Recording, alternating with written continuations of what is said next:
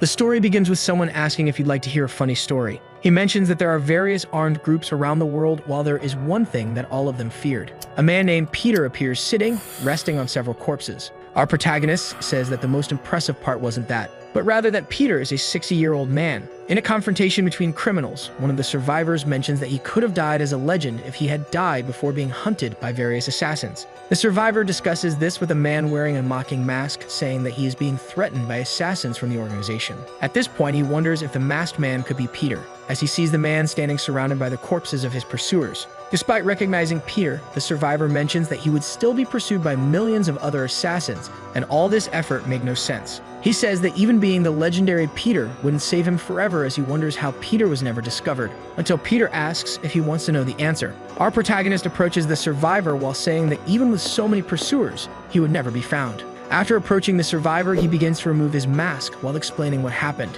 At this moment, the survivor is impressed with what is revealed to him. After discovering Peter's secret, he is killed while wondering if he really is Peter. With that, we go back to 3 months earlier. In a bookstore, an elderly man is putting up a promotion notice while someone tells him he shouldn't continue working. This person orders him to stop ignoring the calls and go visit the hospital. Otherwise, he would die in 3 months, while the old man looks at the various medicines he needs to take. However, the old man says he doesn't fear death because he's already been on the brink of life and death several times. That's because he dedicated himself to the assassin organization for 50 years and has no regrets. At that moment, he looks at a photo book, thinking that he never took a picture of himself in his life. As he reorganizes things, a girl enters the bookstore wearing a school uniform. The girl says she was looking for elementary school textbooks. With that, the old man turns with a smile to her, saying that his old bookstore has books of all kinds. She asks if he would have used books, and the old man mentions that he had books from the 60s to the most recent ones, asking if she wants the most recent. At this, the girl says the book would be for her brother. Our protagonist looks at the shelf, asking if she's a high school student, and she confirms. The old man says she must be in the 3rd year based on her badge, and she is impressed that he knows so much. At that moment, the girl looks up at the table and sees the books she was looking for all wrapped up. Even though she says she wouldn't be able to pay for all the books, the old man mentions that she could keep them all. After unwrapping the books, he mentions that at least the books could be used instead of gathering dust. The girl tries to refuse, and the old man mentions that he could see how much she loves her brother, asking her to be good to him while she can. Otherwise, she might regret it in the future. After accepting his request, the girl asks if he ever regretted anything while he was arranging the books. At this, the old man becomes thoughtful, saying that the longer one lives, the more regrets they have. But he knows there's nothing that can be done, as he remembers a girl being taken away with someone saying it was the only way they could survive. The old man mentions that there's nothing one can do about the things they regret. He mentions that even though she might not understand what he's talking about, she should take care of her brother so as not to regret it later. With that, the old man tells her to leave, saying he wouldn't kill her if she left and ignored trying to kill him. At that moment, the girl realizes that he knew about her plans from the beginning. Our protagonist mentions that he had already memorized the faces of all the students and confirmed it when he asked if she was in the 3rd year, because the school in that neighborhood only went up to the 2nd year, making her understand that she was following his plan from the start. The old man also mentions that she couldn't hide the smell of blood on the knife by using any perfume, since he had smelled that scent his entire life. Seeing that her plan was compromised, she insists on trying to kill him, even knowing that he was aware of it from the beginning. But at that moment, she hesitates, realizing that even though she is the one arm, she feels that this would end with her dying. At that moment, the old man has a firm look that surprises her until he shows that he has arranged the books she had requested. Our protagonist turns back, saying that he had noticed that the part about her brother was true, and asks her to take the books. He mentions that he has done this for so long that he recognizes things just by looking. With that, he mentions that the girl is from the Glory Orphanage, just like he was, and that she hasn't learned anything despite having the same teaching method from his time. He mentions that in this organization, they have a response in case the mission fails. With that, he leaps towards the girl, saying that the response would be for Plan B to come into action. The old man grabs the girl by the neck while pushing her, confused about this idea of Plan B. At that moment, she looks up and sees 2 assassins emerging to kill her. Peter stays in front of her to protect her from the assassin's gunfire. He explains that Plan B would be to neutralize the agent sent along with the target. The girl then watches Peter, noticing that he has been shot in the stomach while protecting her. But they are still being targeted by the assassins, and Peter continues to protect her. With that, Peter stands up armed, trying to take down the 2 until he notices that they have taken the girl hostage. Because of this, Peter hesitates, being struck by the other assassin with a direct punch to the face. The assassin begins mocking Peter for being defeated so easily. At that moment, a 3rd assassin appears, explaining that despite Peter's feats and reputation, he needed to do this. This assassin was the informant of the boss known as Octopus, saying that not even the legendary Peter could remain incredible while being sick. Peter gets angry and asks why they are trying to kill him. He replies that the boss was upset with Peter, who is confused. Octopus explains that after Peter retired, thousands of people would come after him. That's because a bounty of 76 billion won was placed on his head. Our protagonist recognizes that this was the amount he had accumulated in his life, and the informant confirms it was the same amount. Because the idea was that after his death, the accumulated money would go to whoever managed to kill him. Octopus then becomes obsessed with the idea of getting that money and asks for Peter to be killed by him. With that, the assassin who had hit him attacks again, telling him to die quietly. After a series of punches, he throws Peter into another room. Believing that he had been knocked out, the assassin gets disappointed that it ended so quickly. Octopus approaches to make sure, and at that moment, Peter gives him a gift. A flash grenade is thrown in front of the informant, who is surprised. As they flee, the assassins notice that he had planned to be thrown towards the back door. The informant mentions that he wouldn't get far while injured and orders them to find him, leaving the girl completely in disbelief with everything she just witnessed. Meanwhile, in a public park in the rain, Peter falls to the ground trying to stand up. Peter laments not being able to fight properly because of his age. At that moment, he begins to recall his life and realizes that everything was tied to the organization. He remembers his hard training to learn how to handle a knife and how to execute people. And while other boys were learning to use social media, he was learning to hack and wiretap. Or even his moments with a Russian spy suffering from frostbite and fighting a terrorist group to survive. Peter remembers that everything changed when the new boss took control because he complained that Peter didn't meet his expectations. All because of the illness that left him debilitated, leading the boss to believe that he needed to be discarded. Our protagonist acknowledges that he didn't desire praise or honor for the years he dedicated to the organization. He only hoped they wouldn't try to discard him this way. He can't accept dying like this and letting his money fall into their hands, because his money was meant to help his daughter until he falls to the ground bleeding. Meanwhile, in Octopus's hideout, the two assassins complain about losing the money due to Peter's death. One of them mentions that the high amount was because of his history, while the other says that it was irrelevant because nothing comes before money. The assassin stares at Peter's photo, thinking about killing him to get the money. At that moment, someone appears, saying that this was the first photo of him. At that moment, the two assassins turn around and see a man wearing Peter's clothes, but they recognize that it wasn't him because the man had black hair, while saying that it was the first photo taken of him. The man says he doesn't know what happened because when he woke up, he was like that. With that, the assassin grabs his shoulder, trying to push him out, saying that this is not a place for a student. Suddenly, the man grabs his wrist, saying that he knows everything and demands to be taken to Octopus. At that moment, they face each other and recognize that he is also in the same line of work as they are. But he says that when someone from the same industry shows up in their place, it should be killed. When the assassin tries to attack Peter, he easily grabs his fist. The assassin is impressed by Peter's strength in blocking his strike and recalls how easily Peter had defeated him before.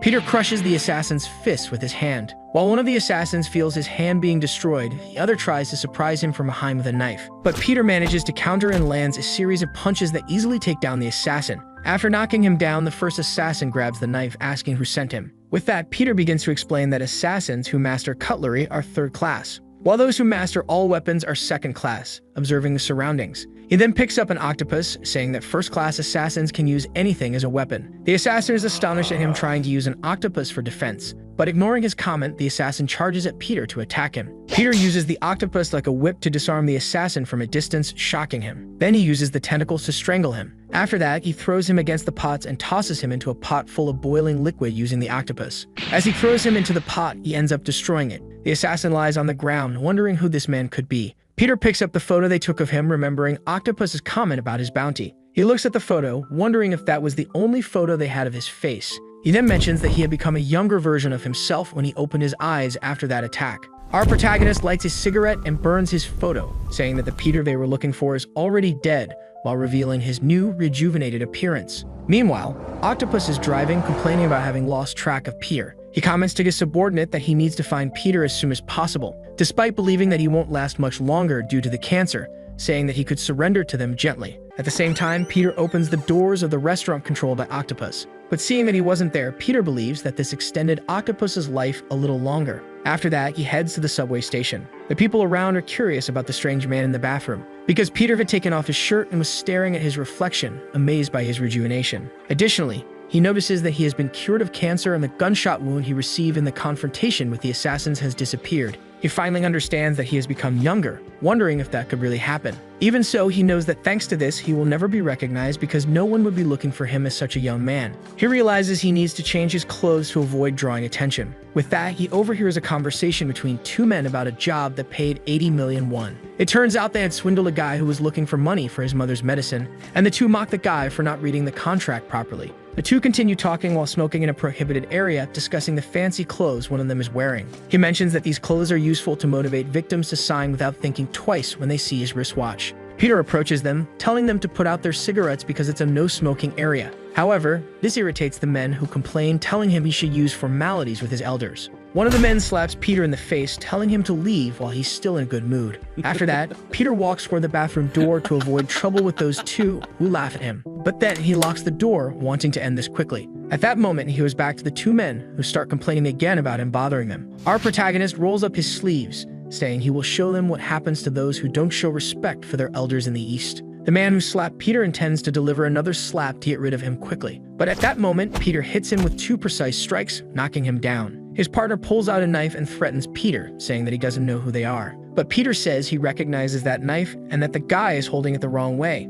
He explains that he would end up cutting his own fingers if he swings the knife like that. The man gets irritated, saying he wouldn't swing the knife while still pointing it at Peter. Our protagonist mentions that someone planning to stab wouldn't leave their arm out front while preparing to take him down. The guy charges at Peter, who dodges and disarms him in a quick move before landing a punch that takes him down. The man starts screaming in pain, and Peter tells him that he didn't stab him because if he had, he'd already be dead. With that, the man asks who he is, and Peter says that although he doesn't care about the business of those two, Peter squeezes his shoulder as he leans in to whisper that if he found out who Peter was, he'd have to kill him. After this scare, Peter warns that his pants won't be of much use as he notices the man wetting himself in fear. As he leaves the bathroom, he checks his phone and discovers that his 76 billion won has disappeared. Our protagonist walks through the station, irritated that they mess with his money, wearing the clothes of one of the criminals. Even so, he acknowledges that this is what his companions are really worth. On the way, he overhears a girl saying that she received a scholarship from the Glory Club. Peter then explains that he grew up in the Glory Orphanage, which was run by a religious organization. 50 years later, the orphanage turned into a cartel with influence in politics and the business world, using a front called the Glory Club. Peter mentions that this was the organization he was part of and that now he will go after it to destroy it with his own hands. Meanwhile, in a butcher shop, a criminal finds himself being threatened by someone coming to capture him. That person threatening him was Octopus, who said it wouldn't take much to defeat him since he wasn't Peter. The criminal taunts, saying they would die young if they relied solely on Peter, and Octopus asks who cares if someone dies young or not. Octopus orders to finish this quickly so it will be less painful for him. With that, the criminal starts laughing, thinking Octopus was showing off too much. He then reveals that he had called his companions from the Vacna mercenary company to solve the problem. That criminal knows that Octopus wasn't one of the 12 apostles of the Glory Club and doesn't understand why he was so confident. He then orders his subordinates to take down Octopus, and they all charge at him. Shortly after, the criminal is surrounded by blood and trembling in fear on the ground, seeing something absurd that didn't even seem human. Octopus says he found it very easy to deal with the subordinates he had brought, as he contorts his body in an inhuman manner, twisting the body of one of the subordinates using his hyperflexibility ability.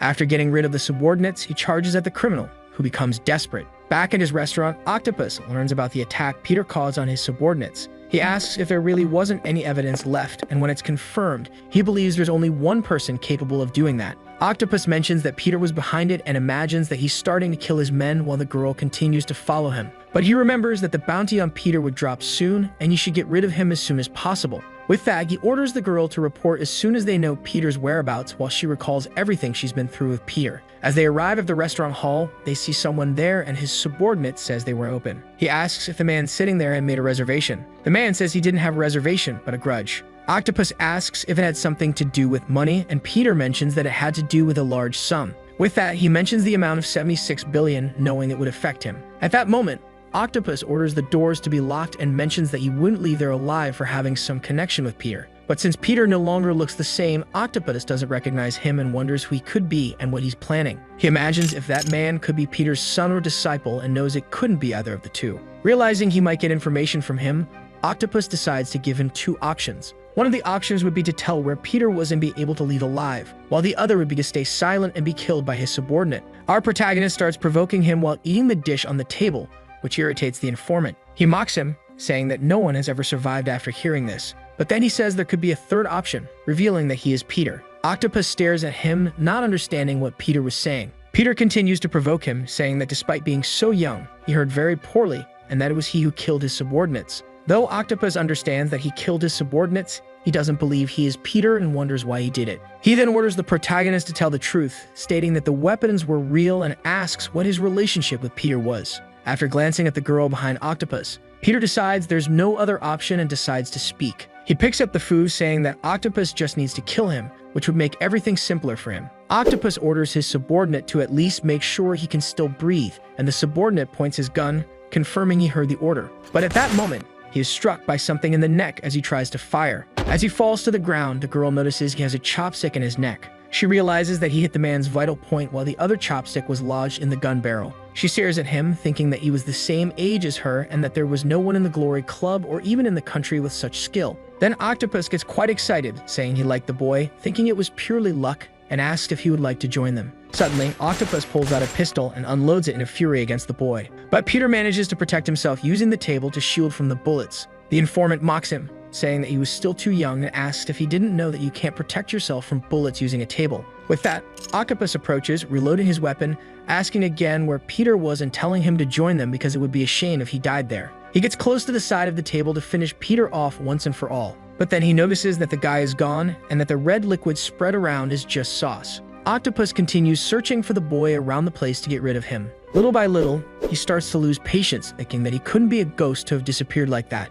Then he finds Peter hanging from a part of the pillar with his mouth full of something. Peter takes advantage of Octopus turning to him and spits all the sauce he had in his mouth directly at his face. With that, he strikes Octopus' arm to disrupt his aim. Right after that, Peter uses his other hand to dismantle his pistol. After disarming him, Peter begins to hit Octopus, who is unable to react. The informant notices that he was incredibly fast and wonders if he really was just a kid. Peter finishes his enemy by completely twisting his neck. Octopus is impressed by the boy's skills because he has never encountered anyone as skilled as him. At that moment, Octopus remembers his training, which mentioned a tactic of taking advantage of a moment when his opponent's guard was down. He recalls that at that moment, he created an ability that only he could use. His flexibility ability was very useful in training, where the trainers made him push harder each time to be able to kill his enemy. But he had already been warned that the most dangerous thing to do was to turn your back when you think you've won because you can't trust yourself too much. With this in mind, he was confident that he wouldn't lose to anyone. Suddenly, he grabs Peter's leg and wraps himself around it to immobilize him. After trapping him, Octopus begins to twist Peter's body.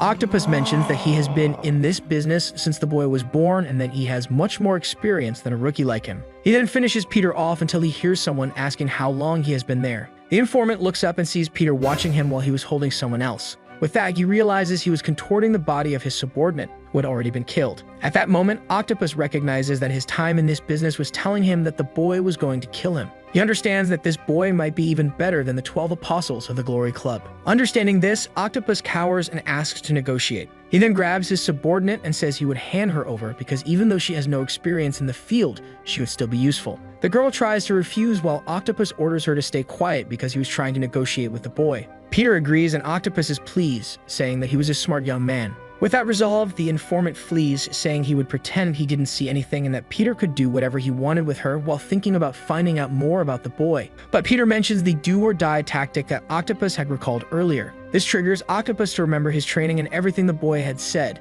starting to piece things together. At that moment, he stares at the boy and notices that he emanates the same aura as Peter. Octopus remembers that no one who met Peter survived. Peter confirms what he said as he rushes toward Octopus. Gradually, all of Octopus's limbs and his neck are twisted by a swift movement from Peter. Meanwhile, the superiors receive confirmation of Octopus's death. They reveal that the cameras were removed before they could reach the scene and that there were no more pieces of evidence. The leader mocks the whole situation while doing one-arm push-ups on the rooftop of his building. He mentions that the 76 billion reward for this SSS-level mission will be sent to all the assassins of glory, because they were all authorized to hunt Peter. Back in the city, people walk around until a child points out an announcement on the external screens. This announcement catches Peter's attention, who notices it's an ad for meals for the elderly, using the only photo of him, and understands they are spreading information about him. He continues down the streets until he receives a flyer from Glory that gives more details about him. Peter figures they don't need to worry about finding him because he will be coming after them himself. Our protagonist realizes that he needs help to take down Glory, and only one person comes to mind.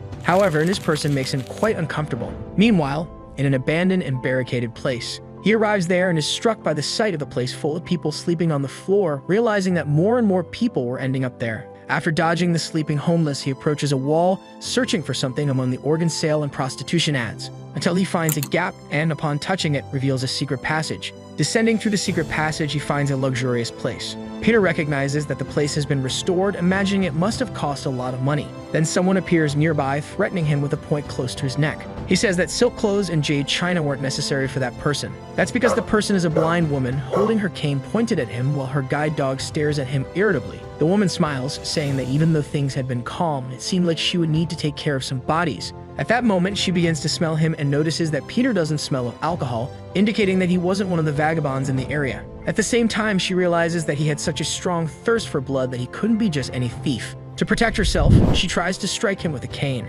asking if he was sent by Glory while Peter dodges the blow. Even though she insists on trying to hit him, Peter continues to evade her attacks, at least until he's cornered against the wall, making her point the cane at him. The girl throws her cane, telling him to be careful because the wallpaper was expensive, and Peter dodges the attack again. He stares at the cane embedded in the wall, starting to think about something. Peter wonders if she's really blind because her skills are incredible, and she even praises herself, until he manages to stop her attack by grabbing her leg and flipping her upside down. Finally, he throws her onto the sofa to end the fight, but then she pulls out a knife, saying she didn't expect Glory to have someone as skilled as him. At that moment, she notices that he no longer had a thirst for blood. She mentions that although it wasn't pleasant to kill someone so skilled, someone had to die at that moment because it was part of their job. With that, she orders her dog, Alexander McKing, to attack him, and Peter notices the dog charging at him. However, McKing ends up being tamed by Peter, which impresses the girl. After they resolve everything and Peter explains what happened, she's astonished to notice that Peter has rejuvenated. The girl touches his face, noting that his skin is much smoother, and wonders if this is really possible. Suddenly, she throws herself on the floor along with McKing, leaving Peter confused. She asks if this was the position in which he had died, saying that she would like to try it too.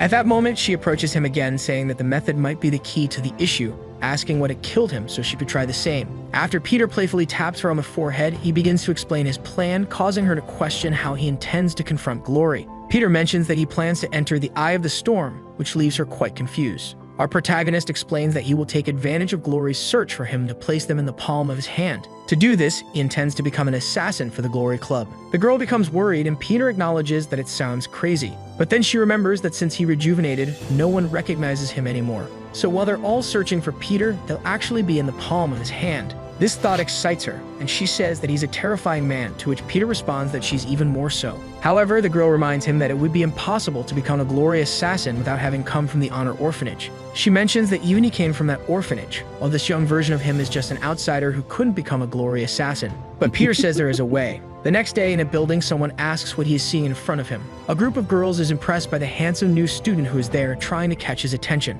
It turns out that Peter's plan is to become a student at the Divine Honor School, and thus he becomes the new hot student of the school. To maintain his cover, he uses the name Kim Sunmu, which the girls, mesmerized by him, even say is a very sexy name. At that moment, a girl approaches, inviting him to the auditorium, and when he responds, the girls are once again impressed by his beautiful voice. As he heads to the auditorium, one of the teachers asks which girl is his type until she is scolded by someone else. Our protagonist explains that although it looks like a normal school from the outside, it is actually a school for assassins, with students being discreetly taught in the assassins class. His goal is to enter that class and become an assassin while blending in with the students at the school. Upon arriving at the auditorium, he receives a message from the blind girl, reminding him that the class only accepts children from the orphanage and asking how he plans to get in. He mentions that there is a rare exception. The girl is astonished that he plans to go that far. So he steps onto the stage and begins to introduce himself to everyone, leaving them impressed. His speech includes his hobbies and talents, and he concludes by saying that he wants to become an assassin. At that moment, everyone is shocked by his statement, including the blind girl and the dog. But this was the plan, because with his speech, Peter caught the attention of the assassins class, knowing that this would get him recruited by them. To calm the situation, he mentions that he wants to be an assassin who is also good at academics. This motivates the students who recorded the presentation to start mocking him. But then a guy appears, pushing a girl who was recording the presentation. A group of students gathers in front of the protagonist, who recognizes that his plan has worked. Then the guy who pushed the girl asks if he had seduced a girl named Yejin, leaving Peter confused. The guy starts crying while complaining about the protagonist. It's revealed that his name is Yang Yisul, and the girl he mentioned was his girlfriend for 22 days and the most adored girl in the school. But when Peter arrived, she started getting excited about him, and Yang says she was stolen by the newcomer. Yang decides to take revenge on him and charges at Peter while he tries to talk. That boy is known for having managed to conquer the entire Mapo district with his fists. But when Peter retaliates, Yang feels death approaching as the protagonist stares at him with a fixed gaze. He imagines he's about to be defeated, lamenting that he couldn't protect Yejin, even though he never actually tried to do so. But then Peter stops just before hitting his forehead and merely flicks it. With that, Yang falls unconscious, trembling after being defeated by Peter. The problem is that at that moment, a staff member arrives complaining about them fighting at school and holding a red card. He starts pulling Peter's cheek, asking what his father does for a living, and the protagonist responds that maybe he's dead. As Peter is taken away by the teacher, Yang keeps complaining about being held back, trying to come up with an excuse for his defeat. At that moment, the members of the Assassin's class wonder what they should do about Peter. The decision is to try to find out more about him because it could be fun. In doubt, they believe they could simply kill him. At the same time as the protagonist continues to be pulled by the teacher, the girls keep praising him, until Octopus's subordinate girl finds him and becomes worried about why he's there, imagining that Peter's plan is to take everyone down. The next day, the subordinate, named Unbeal, hears someone asking if they could sit next to her. She's startled to see the protagonist and asks what he's doing there, and Peter responds that he's been followed by the students and asks why she isolates herself. Unbeal says she's not hungry, even though she's taken an absurd amount of food, which surprises Peter. At that moment, she begins to remember their last encounter. Peter had told her to say that the old Peter was responsible for the deaths, and that by doing so, she could be saved. The girl worries, asking why he's come after her when she kept her promise, and Peter mentions that he wasn't coming after her. She complains that because of him, the company has been spying on her, asking if he knows how difficult it's been for her. Even though Peter says she should thank him since she's only alive because of him, Unbeal asserts that she survived on her own. But Peter mentions that she doesn't fully understand how terrifying this place can be, nor who he really is, while the girl asks what he could do. At that, the girl decides to leave while Peter asks for her help because neither of them knows anything. Peter says he's counting on her help, taking the opportunity to reveal that he knows her real name, which is Lee Yuna. But when she turns back to him, Peter is gone. A few days later, a school's athletic competition begins. During the event, we meet the school's running record holder, Jonathan, as he runs, imagining that it will be the day of his retirement. That's because Peter is surpassing him with great ease. After the race, Jonathan is crying next to Yang, while the protagonist is observed by a figure in the shadows.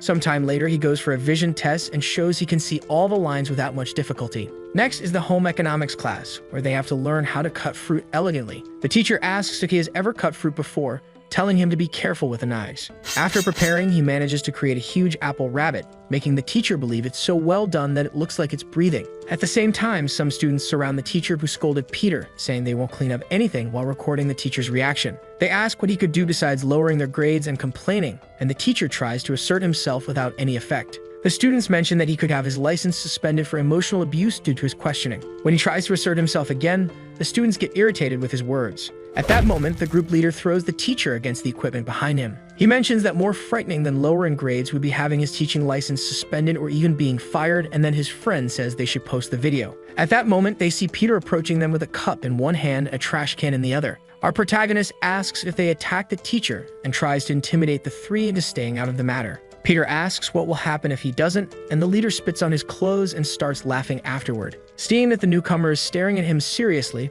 the leader tells him to leave quietly, and Peter questions again what will happen if he doesn't obey. This irritates the group leader, who decides to go after him. But Peter easily dodges each blow he attempts, causing his friends to taunt him for not being able to hit the newcomer. As he wonders why he can't land a blow, Peter hits him with a kick that knocks him face first to the ground. Because of this, his friend decides to finish Peter off, approaching him from behind with a brick. However, the newcomer quickly moves and destroys the brick in his hand before he can even realize it. With that, the three apologize to Peter, and then to the teacher, for what they did. After that, they run off, telling him to wait because justice always prevails, and Peter emphasizes that's why he won. Our protagonist turns to the teacher, asking if he's okay, and the teacher tries to scold him. But pretending not to hear, Peter notices they forgot the phone they were using to record the teacher's humiliation. The teacher asks if he has always been like this as a student, until he tries to land a direct kick to Peter's head while he is distracted. Peter defends against the strike, showing that the teacher was right to suspect that he had something different. The teacher holds up the cup Peter had handed him, mentioning that even during the fight, Peter didn't spill a single drop of coffee. With that, he wonders where and why Peter learned these fighting skills. At that moment, Peter reveals that he seeks revenge but keeps hidden who the targets of his vengeance are. Explaining that he has lost everything he had accumulated, Peter says that he is just like the dead. The teacher asks if he plans to join the volunteer club while displaying a firmer and more imposing stance. This was all part of Peter's plan because he wanted Professor Li Guangyu to take an interest in him. Guangyu is the instructor for assassins from the Glory Club at that school. It turns out that at the school there's a volunteer club where students can potentially become glory assassins, and the teacher recognizes Peter's talent. With that, he takes Peter to the volunteer club room where glory assassins are promoted. Upon arriving in the room, Peter is surprised to find that it's just a room with a group of normal students who don't seem out of the ordinary. Guangyu goes to the front of the room and orders them to pay attention. When the teacher explains that Peter will be working with them, Yuna is once again impressed by his decision to join that club. She becomes worried as Peter stares at her, while he wishes she wouldn't say anything. To try and help her relax, Peter winks at her, and Yuna wonders why he did that, imagining she might be his next victim. Our protagonist introduces himself and thanks the group for having him, while noting that the room is too ordinary to be a place where assassins are trained. But then two students become irritated and try to intimidate him. They are Dako Hyung and Dako Ja, who question how an outsider could be admitted when only people from the Honor Orphanage are accepted into the club. As he recalls that even though he was a member of the orphanage, he couldn't mention it. The teacher suggests they have a simple welcome party. Two students ask if they should do the punch, which leaves Peter confused. What they're talking about is a club tradition called the Bloody Punch, as they draw their weapons and Peter realizes they have indeed been trained by Glory. However, another group calls him over, saying they will welcome him. Yuna tries to calm everyone down because she knows well that Peter could kill them all. At that, Jay tries to push her aside, saying it could get ugly for her too, while Yuna thinks to herself that she's trying to save them all. With that, the Dako brothers approach him, trying to figure out if he really knows how to fight or if he's just a talker. Peter simply says he knows a little while remembering that he has fought more than 1,500 times. The duo charges at him, saying this will be his last fight, but Peter manages to hit both of them simultaneously.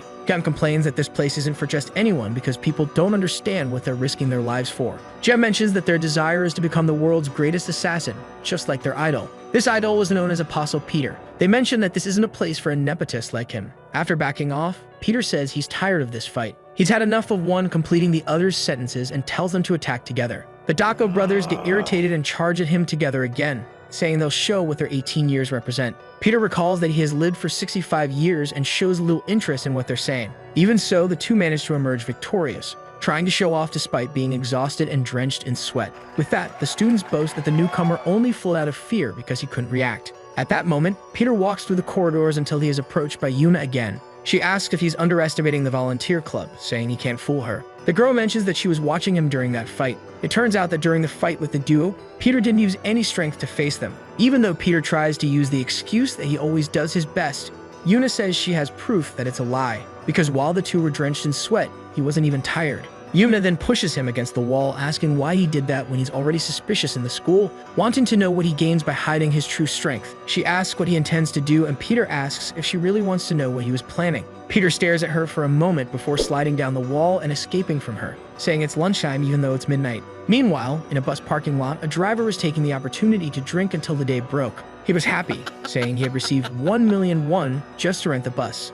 But when he goes to meet the people with whom he had arranged the rental, he's surprised, thinking he would see a group. However, he only finds one man standing in the parking lot. The driver asks where the others are, and the man says it's just him while handing over a heavy suitcase. At that moment, he shows several other suitcases that need to be loaded, saying there's a lot of stuff. The driver starts loading the suitcases while getting annoyed with the absurd amount of luggage the man was planning to take. Then the man moves the driver's hand away from the suitcases, asking if he would like to make a bet. The man approaches him and asks him to try guessing what's inside those suitcases. After being startled, the driver continues the journey, remembering that he didn't accept the bet while watching the man through the rearview mirror. During the trip, the man sits calmly and serenely with his arms crossed. At the same time, the driver recalls what he saw at that moment. One of the suitcases he carried was moving. Back at the volunteer club, the teacher mentions they will have a guest, the president of the Deha group, Choi Unchang. He says he will separate the students into teams and the winner will receive a volunteer certificate with the president's recommendation. This means that the winning team would become assassins, and both Yuna and Peter recognize that this would be the best chance to get promoted.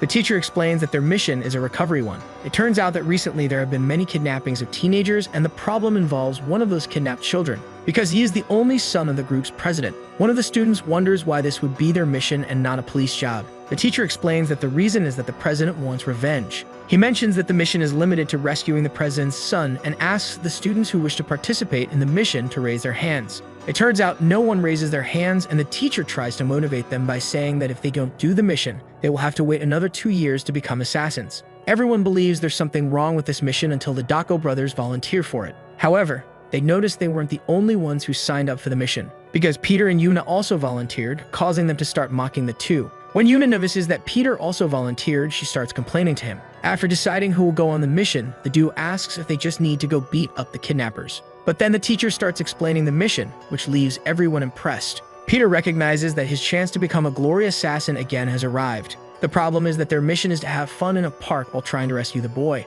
A group of dancers in carnival costumes starts passing in front of the group while being teased by the crowd. This confuses the Dako brothers, who wonder if this would be fun. While they're staring at the girls, Yuna goes to eat something, commenting that they won't stop staring at the dancers. Peter begins to have girls wanting to exchange contacts with him, while Yuna is the only one focused on their mission. She remembers that Professor Guan Yu mentioned where the president's son had been kidnapped. The goal of their mission is to rescue the hostage and defeat the kidnapper. However, she realizes that this was the last place he was seen and wonders if he's still alive. Yuna looks at Peter, thinking that maybe he could solve their problem. Our protagonist suggests they go check out a place he's curious about, and Yuna imagines that he always seems to know everything. But they can't enter the place because a reservation is required, and the staff member asks them to leave. Because of this, Hyun gets irritated and argues with the staff, attracting the attention of the people around. At that moment, Peter hears someone saying they need to download an app. After that, everyone gathers around her to check availability, and Hyun asks if she's still worried about the mission. Even so, the two brothers start playing on the kiddie rides, making a lot of noise and drawing a lot of attention, which irritates Yuna. Meanwhile, Yuma and Peter go to a shooting booth, wondering what prize they might win. The problem is that the attendant believes they'll never win anything because he added weights to the dolls while saying it was really easy to win. Yuna starts staring at the toy gun, thinking that she had never used a toy one, while the attendant imagines he could make a lot of money off her. In the end, she won all the prizes and left the attendant completely speechless. While everyone else enjoys the amusement park, Peter observes the place from a distance, until his companions call out to him, making him realize that the group was having a great time. Our protagonist imagines that this might have been the first time they'd been to an amusement park, considering what their childhoods must have been like. Because of that, he believes the best thing is to let them have as much fun as they can, since there's no telling when they might have another chance. After a while, Yuna manages to slip away from her friends, taking the opportunity to eat and think about the mission. At that moment, she notices something strange as she's able to connect to the president's son's AirPods. She realizes that he must be nearby, but she's confused because the signal is coming from the women's restroom. Yuna imagines someone might have taken his AirPods and wonders if she should call her companions. She decides to enter the restroom first to get an idea of the situation. At first, she doesn't see anything unusual, even though the AirPods signal is coming from a girl applying makeup. Afraid she might be wrong, Yuna decides to talk to the girl carefully, not revealing too much, while keeping a friendly smile. The problem is that her smile is so sinister and sadistic that the woman gets scared. At that moment, the woman's boyfriend shows up and she says that Yuna came up behind her trying to hit her. Hearing his girlfriend's comment, the guy approaches Yuna, thinking of confronting her while Yuna tries to explain what happened. He raises his hand to strike Yuna, and his girlfriend complains, saying she only wanted an apology. But he says he's going to hit her first, which makes Yuna alert to his movements. Meanwhile, the three others are wandering around the park, wondering where she could be, and Peter assumes she just went to get something to eat. Moreover, Peter says they don't need to worry about her. Because she could handle anything dangerous that might come up, Yuna uses the guy's movement to flip over him. She then grabs onto his back, threatening to shove the lollipop stick into his ear. But at that moment, she realizes she overreacted and acted on instinct, avoiding killing him. After letting go of the girl's boyfriend, she gives him her lollipop as he trembles in fear, then turns back to talk to the girl. She grabs the girl's face again and asks where she got the AirPods. Meanwhile, Peter checks his phone and doesn't notice the crowd gathering to watch him because he's so handsome. Yuna manages to reunite with the group, saying she found the AirPods and knows where they were lost. Peter says they thought of the same place and she's confused. It turns out that because the park is so crowded and lively, the kidnapper must have looked for a place where someone screaming or jumping on others would be normal. He points out that although the tickets for the haunted house showed as sold out, they hadn't seen anyone going all day. Yuna and Peter realize that the place they should be checking is the haunted house. The Dako brothers say the fun is over and they should focus more on the mission because they don't know what might happen. But Hyun keeps holding onto Yuna's clothes, irritating her as she says he claimed he would lead the way. While Hyun and Yuna argue, Peter continues staring ahead and walking forward, confused, because there was no one at the attraction. He recognizes the danger and tells them to be prepared, which confuses Hyun. Our protagonist mentions that their mission is about to begin. But at that moment, Peter realizes the true purpose of this mission. The purpose was for them to be kidnapped by the culprits to get close to the hostage. Before passing out, Hyun manages to see a man approaching them. At that moment, Professor Guan Yu bursts into the director's office, furiously demanding that he call the students. The director says he can't reach them, and Professor Guan Yu mentions that this mission wasn't so simple. He then mentions the name Park Sangdo, which makes the director concerned. because Park Sang-do was a former apostle candidate who was expelled from Glory for being uncontrollable. Even so, the director mentions that there shouldn't be any problems because the students had learned enough and could handle it. However, teacher Guan-yu is frozen, sweating profusely as he recalls Sang-do's behavior. At the moment he shows something to the director is shocked. Meanwhile, in a warehouse full of suitcases, Peter and Yuna are tied up and bound to a column. Sang-do is impressed that they knew chloroform was used to knock them out. He recognized this because people knocked out by chloroform typically pass out with their mouths open, while Yuna's mouth was closed. Back with the director, he is desperate upon seeing what the professor had shown him. His mechanical leg, as he says that Sang-do is an extremely cruel person. Guan-yu complains that there's no time to be stunned, they need to save the students. Yuna notices that he had figured out she was awake and wonders what she could do. But Guan-yu warns the director that if they're discovered, Sang-do would cut off their legs while the kidnapper prepares to grab Yuna. As he's about to grab Yuna's neck, her phone starts ringing. He picks up her phone to see who's calling. When he answers, Professor Guan-yu recognizes Sang-do's voice. Taking advantage of this, Lee threatens to come after Sang-do and kill him if he dares to touch a hair on his students' heads. Sang-do remains calm, asking why so much violence. He asks if Guan-yu is afraid that he'll cripple them just like he did to the professor. This infuriates Guan-yu, while Sang-do asks if he would like to make a bet. The bet would be on how many pairs of legs would still be intact by the time he reaches the hideout.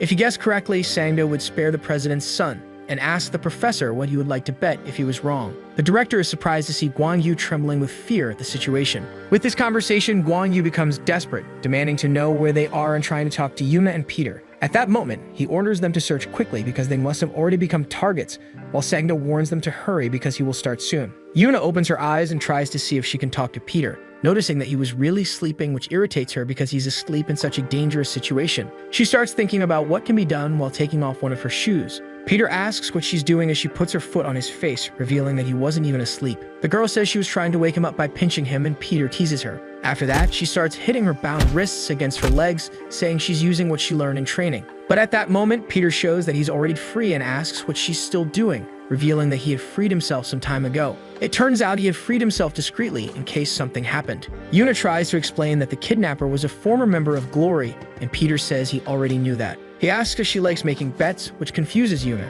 Meanwhile, the Dako brothers comment that they're in the middle of a mission and ask Sang-do to tell them where the president's son is. Sang-do recognizes their foul language and gets excited, saying he wants to make a bet with them. The two accept the idea while Guan-yu rushes desperately to that location, and Sang-do says that if they win, they can save the president's son. However, if they lose, Sang-do will cut off their legs, and Guan-yu knows that if they accept the bet, they're doomed because they have no chance of beating him. At that moment, the two get excited about the idea of fighting Sang-do, not knowing what he's really capable of. They tear their shirts and charge at him, saying they'll beat him so badly that he'll need to use a wheelchair. With that, Sang-do drops one of his knives and throws it to them, saying the best bets are the fair ones. Hyung grabs the knife, all excited, saying he's very good with knives and that Sang-do will regret giving it to him. The knife duel extends as Hyung believes he has the advantage by causing cumulative damage and can win if he just keeps pressing on in the fight. But Hyung is almost hit in the face by his own knife and starts questioning if they're the same knives. At that, he backs off, making Sang-do ask what happened. Hyung stares at the knife and realizes what's going on, and Jae asks what the problem is. It turns out the knife he received wasn't sharpened, and Sang-do looks at them with a sadistic smile. At that moment, Peter and Yuna arrive in the room to help, but Hyung tells them to stay back, which impresses Yuna. They say this fight is theirs and that the two of them can't interfere. They believe that if they can't win this fight, Yuna and Peter won't have a chance, so they must stay behind. With that, the two prepare to fight, saying that Sang-do doesn't know what their motivation to fight is. At that moment, they remember the last challenge at the orphanage, called the Hell Month. In this challenge, instead of receiving water or food, they were given only a pistol with a single bullet. Their goal was to survive amidst the wild beasts that surrounded them during this challenge. They recall that the bullet was used for various reasons, such as hunting or betraying their friends. In some cases, it was used to free themselves from that nightmare. However, the two refused to give up and tried to survive by any means. Throughout the challenge, they kept the bullet they received, because they knew that the two bullets they had would determine their fate someday. After that month ended, they discovered they were the only survivors out of 181 children from that generation of the orphanage. During that time, they heard about a boy their age who became known as Apostle Peter, who had set an incredible record. His record was being the only person to survive without using his bullet in the last 58 years.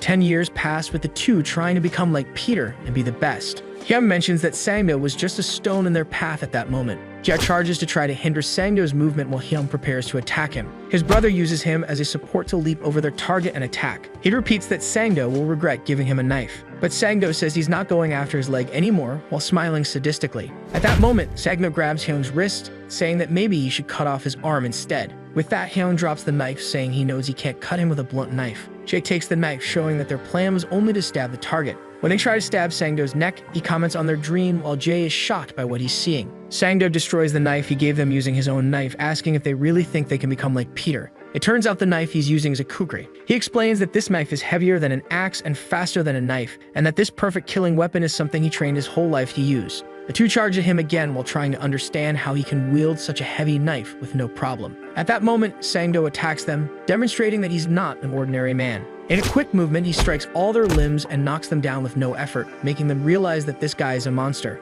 After being knocked down, they plead with their partners to run away. Yuna panics and Sangdo mentions that he won't kill them because they're just kids, but he says he will collect his reward from the two. He then prepares to cut off a leg from each of them. Meanwhile, Won Yu continues to panic, wishing that Sangdo won't harm his students, willing to give up his other leg to save them. That scene shocks Yuna, who becomes worried that he might actually cut off their legs. At that moment, he hears someone offering to make a bet. Peter offers his arms and legs, saying he's willing to give up even his neck, which catches Sangdo's attention. This excites him and he accepts Peter's bet, acknowledging it as expected of the Glory member. Once again, Sangdo hands a knife to his enemy, saying the conditions must be fair. Yuna panics, afraid that Peter might take the knife, but he refuses. Our protagonist shows a floral tray, saying that it's more than enough. Sangdo starts laughing, saying that Peter is hilarious, while Yuna goes to help her partners. Sangdo then charges at Peter, saying he won't go easy on him. When he tries to land his first strike, Peter dodges with a step back. At that moment, Sangdo starts a series of attacks and notices that Peter is using the tray as a shield,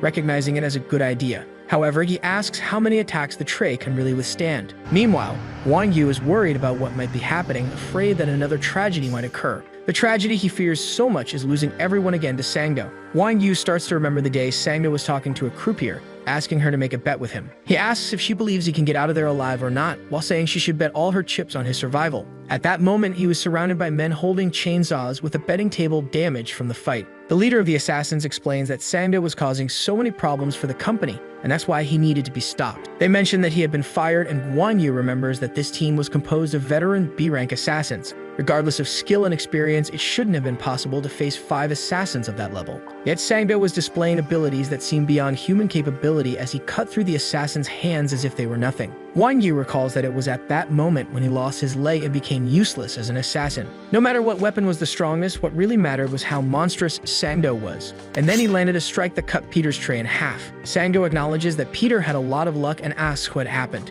Peter stares at the tray while Sangdo remarks that Peter's shield was split in half. Yuna considers intervening in the fight, while Peter mentions that Sangdo had said the knife was a kukri. Our protagonist comments that this knife wasn't made to be used so ferociously and is impressed by his aggressiveness. Then Peter crushes the pieces of the tray and Yuna is amazed to realize that the tray wasn't a shield. Now that it was cut in half, Peter could use the 2 pieces as weapons. While Sangdo tries to appear unconcerned, he realizes that none of this was a coincidence, as it wasn't the first time this had happened. Because when he believed he had cut through the tray in Peter's head, Peter had managed to dodge the attack. Sangdo wonders if he really is a student, saying he doesn't know where Peter learned those tricks. But he admits that it won't work on him, as he throws his coat at Peter to distract him. Using the coat to obscure Peter's vision, Sangdo charges at him. He then executes a series of cuts to finish Peter off. This time, he believes he managed to cut him and notices that Peter was just an ordinary boy, until he sees Peter appear behind him, trying to strike him with a piece of the tray. Sangdo then realizes that he had actually cut through a pillow. Just before being hit by Peter's attack, he manages to back away by taking steps backward.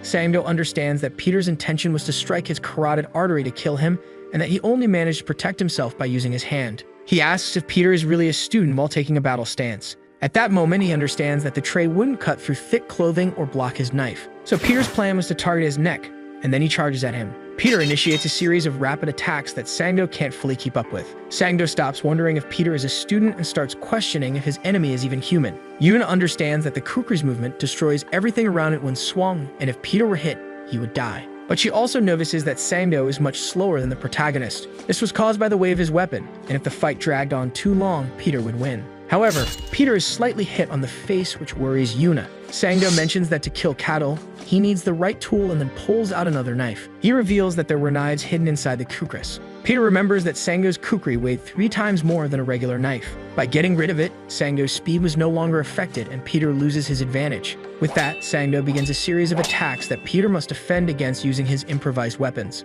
Yuna notices the change in Sangdo after he got rid of the kukris. but she also realizes that those knives were designed for stabbing and wonders why he's using them in this way. Sangdo looks to land a direct strike to finally end the fight. When he's just inches away from striking Peter's neck, his hand locks up and opens. His hand drops the knife and he is shocked by this. Peter asks if he couldn't put any strength into his hand after seeing the knife fall. At that moment, Sangdo realizes what Peter's plan was all along. It turns out that Peter's target wasn't his neck. His goal was to hit Sangdo's hands, and then Sangdo notices his hand completely cut and covered in blood. Our protagonist starts talking about the muscles and nerves in the hands, explaining that they are necessary to hold something. What Peter did was cut each one of them using the weapons. He explains that from the beginning, he had no intention of killing Sangdo. Sangdo begins trembling, incredulous at what just happened. That realization made Sangdo understand that his enemy was no ordinary student, and he wonders how many men that boy had killed so far. Peter mentions that he had warned him that there was no way to win against an iron knife with a silver tray. With that, he wraps the tray around his hand, saying he would show how a rock can be shattered with a simple egg. Sangdo begins to remember his terrible past, being bullied by thugs who hung him upside down from a tree.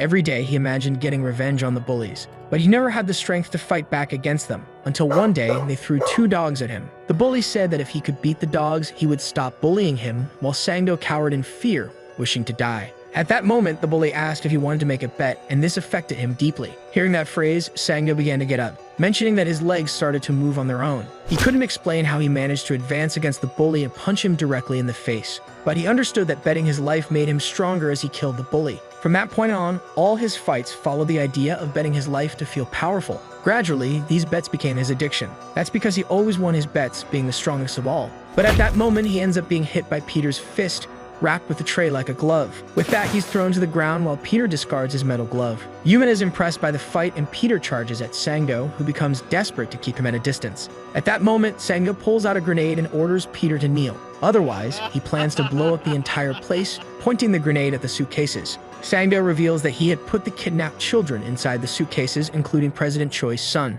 The girl is shocked by his actions, imagining that if he detonated the grenade, everyone would die. The kidnapper mentions that there's a gas pipe in the ceiling that would kill everyone if it exploded. He then orders Peter to kneel again, and Peter tells him to go ahead and try to detonate it. Peter grabs the grenade and shoves it into Sangdo's mouth before he even realizes it. He then explains how a grenade works, saying that Sangdo can't open his mouth or he'll die. After pulling the pin from the grenade, Peter clenches his fists, saying that this is what a real threat looks like. Our protagonist takes the opportunity to beat Sangdo while he has the grenade in his mouth. Afterward, Peter puts the pin back in and tells Sangdo to stop crying and get up. Peter mentions that he's not done yet as he holds the grenade he took from Sangdo's mouth. Sangdo says he didn't want to resort to desperate measures as he tries to get up. Yuna once again worries about what the kidnapper's next move might be. But at that moment, Sangdo kneels down crying, begging them to call it a draw. He promises to pretend that he never fought them and would release all the children as long as they end the fight right there. Finally, Guan Yu arrives at the kidnapper's hideout, worried about his students. But he's greeted by a completely destroyed Sangdo, nowhere near the terrible man he once was. Peter appears, supporting his colleagues while Yuna stands beside him, smiling slightly. With that, the incident was resolved and the kidnapped children were successfully rescued. Meanwhile, Sangdo is placed in a black bag, complaining and asking them to say it was a draw. He is then taken to the Glory headquarters and Guan Yu's nightmare finally ends. Peter's group gathers, with the Dako brothers boasting about their teamwork. While Guan Yu wonders what might have happened, Peter tells Yuna to cover up properly to avoid catching a cold. Sometime later, they are promoted to D-rank assassins. But this leaves the Dako brothers furious for not getting a higher rank, and Yuna gets annoyed with them. They take the elevator, descending several floors until they begin to worry about how much further they will keep going down. When the elevator doors open, they are met by 2 enormous women, causing the brothers to believe they are going to die. They try to close the doors, saying they'll come back another time. But then a beautiful woman appears between the 2, welcoming the group. With that, they change their minds, saying they are the guests that were expected. The woman asks them to follow her as she guides them through the place. She explains that the president is interested in them for saving the life of his son, who is the heir to the Dana group. She then leads them to a dining room, saying that the president has ordered them to be well taken care of. After that, she takes them to get changed, and the group is given suits. While waiting, the brothers simulate boastful conversations with others, saying they know the president. The girl opens the door to continue their way, making everyone excited. She explains that the main event would be beyond this door. The room was filled with weapons, and the girl explains that the Dana group is responsible for supplying armaments to the Glory assassins. As a reward for the rescue, the president decided to give them as many weapons as they desired. The brothers wonder if they really need firearms. However, since they're being given for free, they decide to take as many as they can. Yuna gets excited about the models of knives they have and that she could take as many as she wanted. But as soon as she reaches out to grab them, she remembers that she didn't do anything that day and doesn't believe she has the right to take anything. The girl asks if anything caught Peter's attention, trying to figure out what he might choose. Peter simply picks up a fountain pen, saying it's all he needs, especially since he's used everything in that arsenal before. At that moment, she receives a message from the president saying that he would like them to be brought to his office,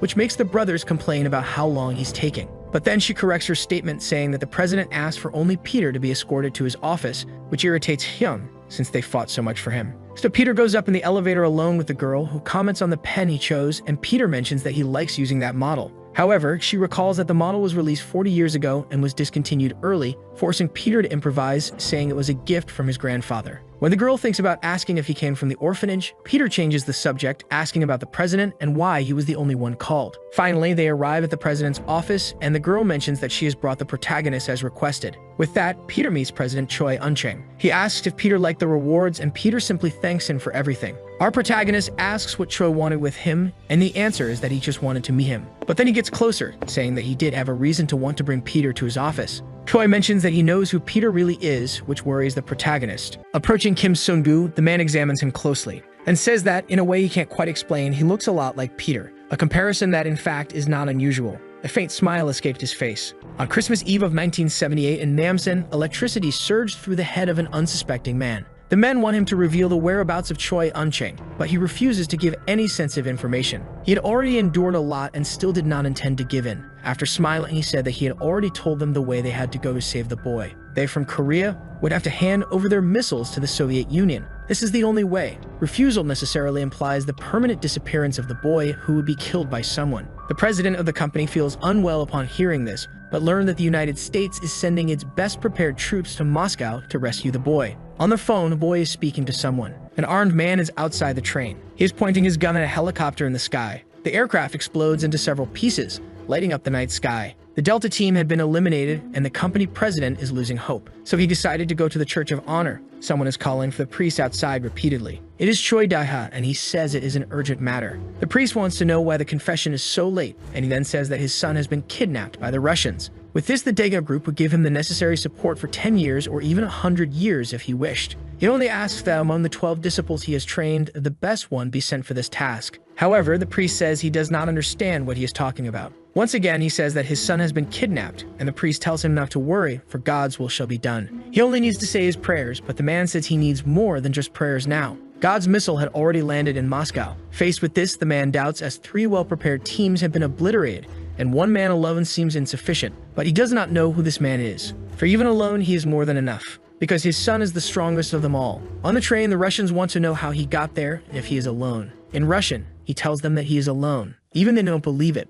Without further delay, the shootout begins as if they were in a slum. One of the Russians tries to hit the intruder with his pistol. However, his agility is such that he passed through the carriage, taking lives with his physical integrity completely intact. He said that their head count matches perfectly, with the number of bullets left in his pistol. Opening the carriage door, a man shouts for him to drop the weapon immediately. If he doesn't do it, the boy's brains will be splattered all over the carriage wall. He had heard of this guy before, the only one left alive wherever he goes, and he didn't expect him to be so young. This is him, the disciple Peter. Now in Korean, he speaks to the boy who is being held hostage. As soon as he counts to 3, he should duck. The boy didn't understand at first. The countdown starts, and the Russian becomes apprehensive about their communication. Halfway through, he orders the intruder to kneel. The countdown ends, and he threatens to kill the boy. With that, the coin was thrown with brutal force. The boy managed to duck, while his captor was fatally struck by the coin. In Russian, he apologizes to the KGB agent and bids him farewell. Terrified, the boy thanks his savior. Asking if he is Korean too, he said he would never forget this kindness. In fact, he would repay him for what was done. Placing a hat on the boy's head,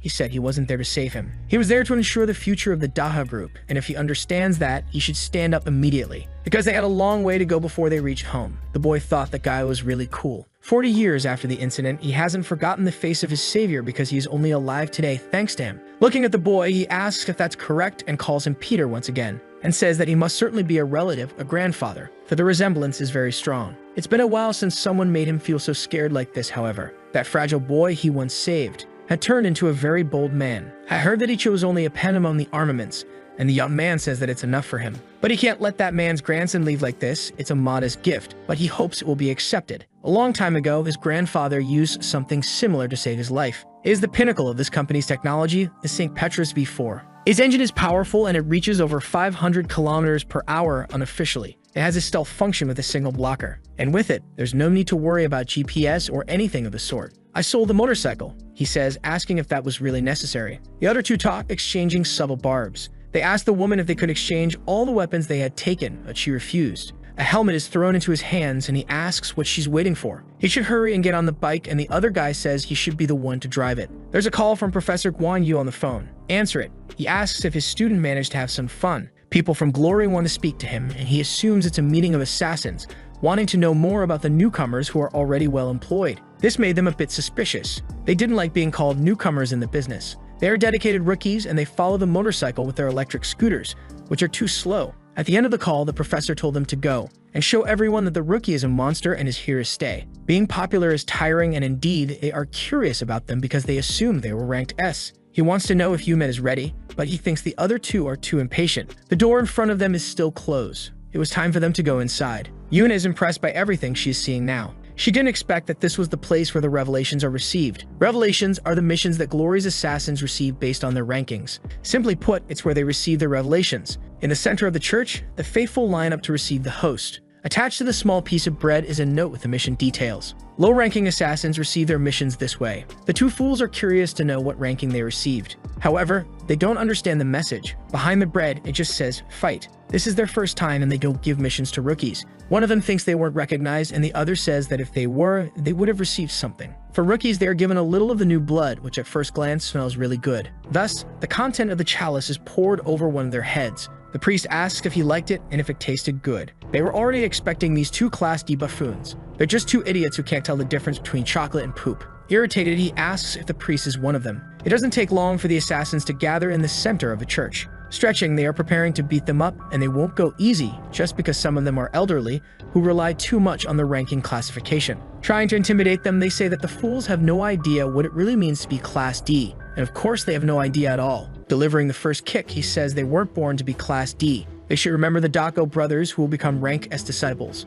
Now it's time for them to stop wasting time. The priest needs to defend himself, and they begin to praise the boys who weren't intimidated in front of the seniors. The girl is impressed with the progress of the brothers, who seem much more confident. One of the assassins is preparing to retaliate now. The smaller one had disappeared from his field of vision. Then one of his legs is suddenly grabbed. One of the brothers is now holding that man. With him immobilized, he shouted for his brother to act quickly. This is the perfect opportunity for him to use all his physical prowess. While blood drips on his face, they ask him if he dreamed of being like Peter, because he did the same thing when he was their age, but now he needs to show them the real world. And he will also stop wasting time now. The two just watch as the screams echo in the air. He is worried about Ja. However, his face is already being punched before he could react. Yuna shouts for them to stop. Then an assassin stops behind them and asks how it feels to see the real world. His director Jang ranked B. That old man trained his whole life to reach rank B, and those who achieve it are known to be special. Rank D only targets regular people. They are a total of 336. The C rankers deal with mafias in similar groups, and there are 200 in this category.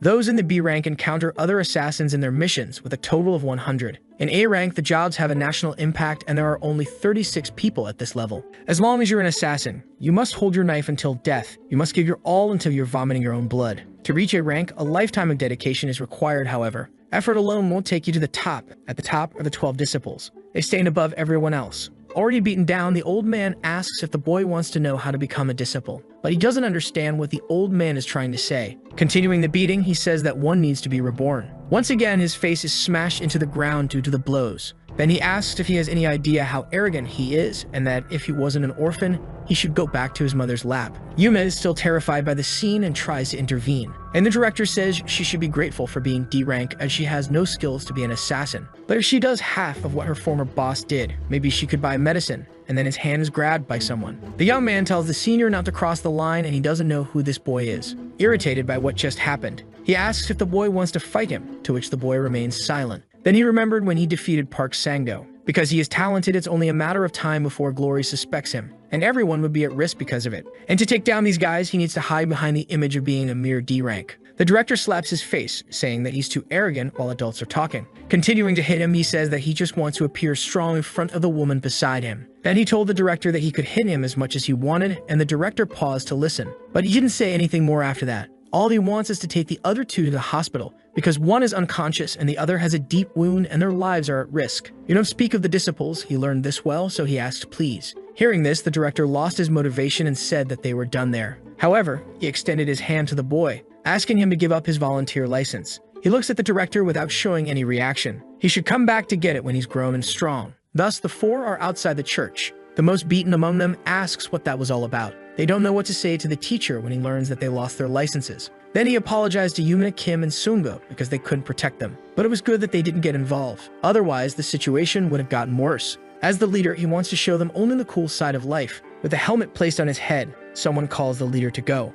because it was time for them to get something to eat. At least that managed to cheer them up a bit. On the highway, the motorcycle makes its way. Yuna is riding at the back. There are a few questions she would like to ask Kim. She wants to know what she could do to become stronger. In response, he tells Yuna not to ask him stupid questions and wants to know the reason why she desires this, but Yuna says she's just asking. Continuing, she wants to know if Kim is okay, but he wants to know in what sense. All of their licenses were confiscated at the church, but Kim says that if you're weak, things get taken away, and Yuna didn't like this response, yet doesn't change the fact that they're weak. On the back seat, Yuna holds him tighter and tighter. Everything that happened at the church was too complicated. Then she clutches Kim's jacket, feeling desolate. He continues looking at the road ahead of him. This situation was too annoying to deal with. At night, thinking about it is refreshing. Fighting for their place against idiots is too boring. If anything, they can find another job, but among them, there was something special. Without knowing exactly what, the director says it was the one who was with the woman. His gaze was especially violent, and he realizes that there's a man there. And this man says that the boy won't be able to become a man now. They want to know if he came back to take more hits, but he says nothing,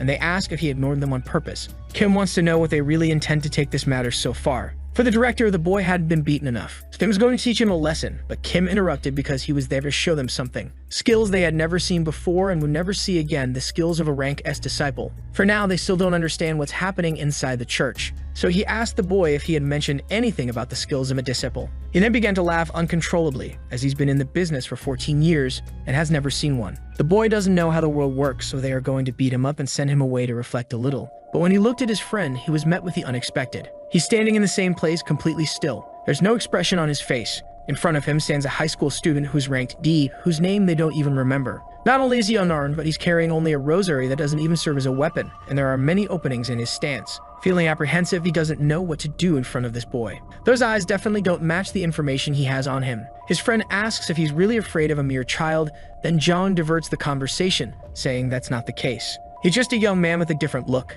It's not logical to hesitate before him. There's an unspoken rule. Inferiors who rebel against superiors allow the latter to be justified in correcting them. Execution is the right thing to do, so he threw the book towards the boy, expecting a reaction. He already anticipated that one of the arms would be used to block the object. This way, his ribs would be exposed to a surprise attack that would naturally cause him to bend over in pain. Despite all that planning, the boy's ribs weren't his target. What he truly aimed for was to reach his eyes. Now it's the end. Before he could deliver his fatal blow, the rosary beads inexplicably flew through the air. He still doesn't know what happened, but his hands aren't where they should be. That thing in his hands wasn't an ordinary rosary. While contemplating what happened, the rosary's thread is nearly wrapping around his neck. Its thickness is so thin that it's almost imperceptible to the eyes. In the back of the church, various objects begin to shatter. Around them, the pews are being destroyed without any apparent cause. Everything is happening too fast, and he still can't grasp what's going on. Indeed, there won't be time for him to understand what happened, as his head is asking for a divorce from his body. It was almost a hallucination for him.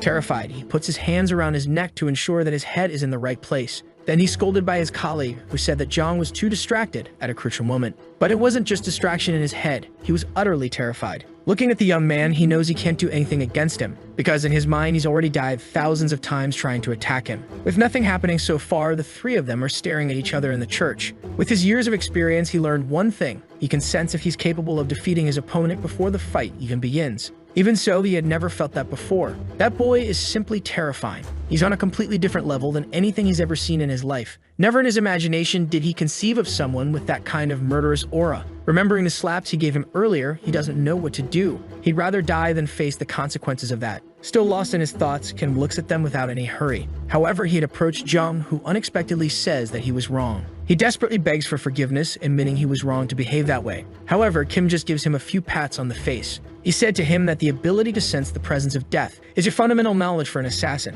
Saying this, he leaves as he knows Jung learned an important lesson that day. Even though he's gone, inside the church, Jung's friend asks what he had done, because he must be crazy to have allowed that to happen. Outside, a woman says he shouldn't have gone as he could be discovered if he fought with someone. But Kim says that's not going to happen and that she should think about it. The rank B assassin lost to a rank D rookie. He won't be able to continue in this business. Losing like that to a rookie, who is still almost a kid, she wants to know if she would be able to talk about it if she were in his place. Jiwon only went there because she was worried. She just wanted him to stay quiet and not make her hate him. Kim revs his motorcycle a few times and speeds down the highway, leaving the place behind. The man is furious that they lost their identifications as they are their lifeline. That's what the brothers are thinking, and are sure they're in serious trouble. Various thoughts are running through the heads of the two who don't know how to explain what happened or if they should even talk about it. Someone calls them, pulling them out of their sad moment of reflection. It's the assassin from the previous day standing there. The two are terrified, even thinking he's a ghost. Scared, they want to know if he came there to beat them up, and he tells them not to call him sir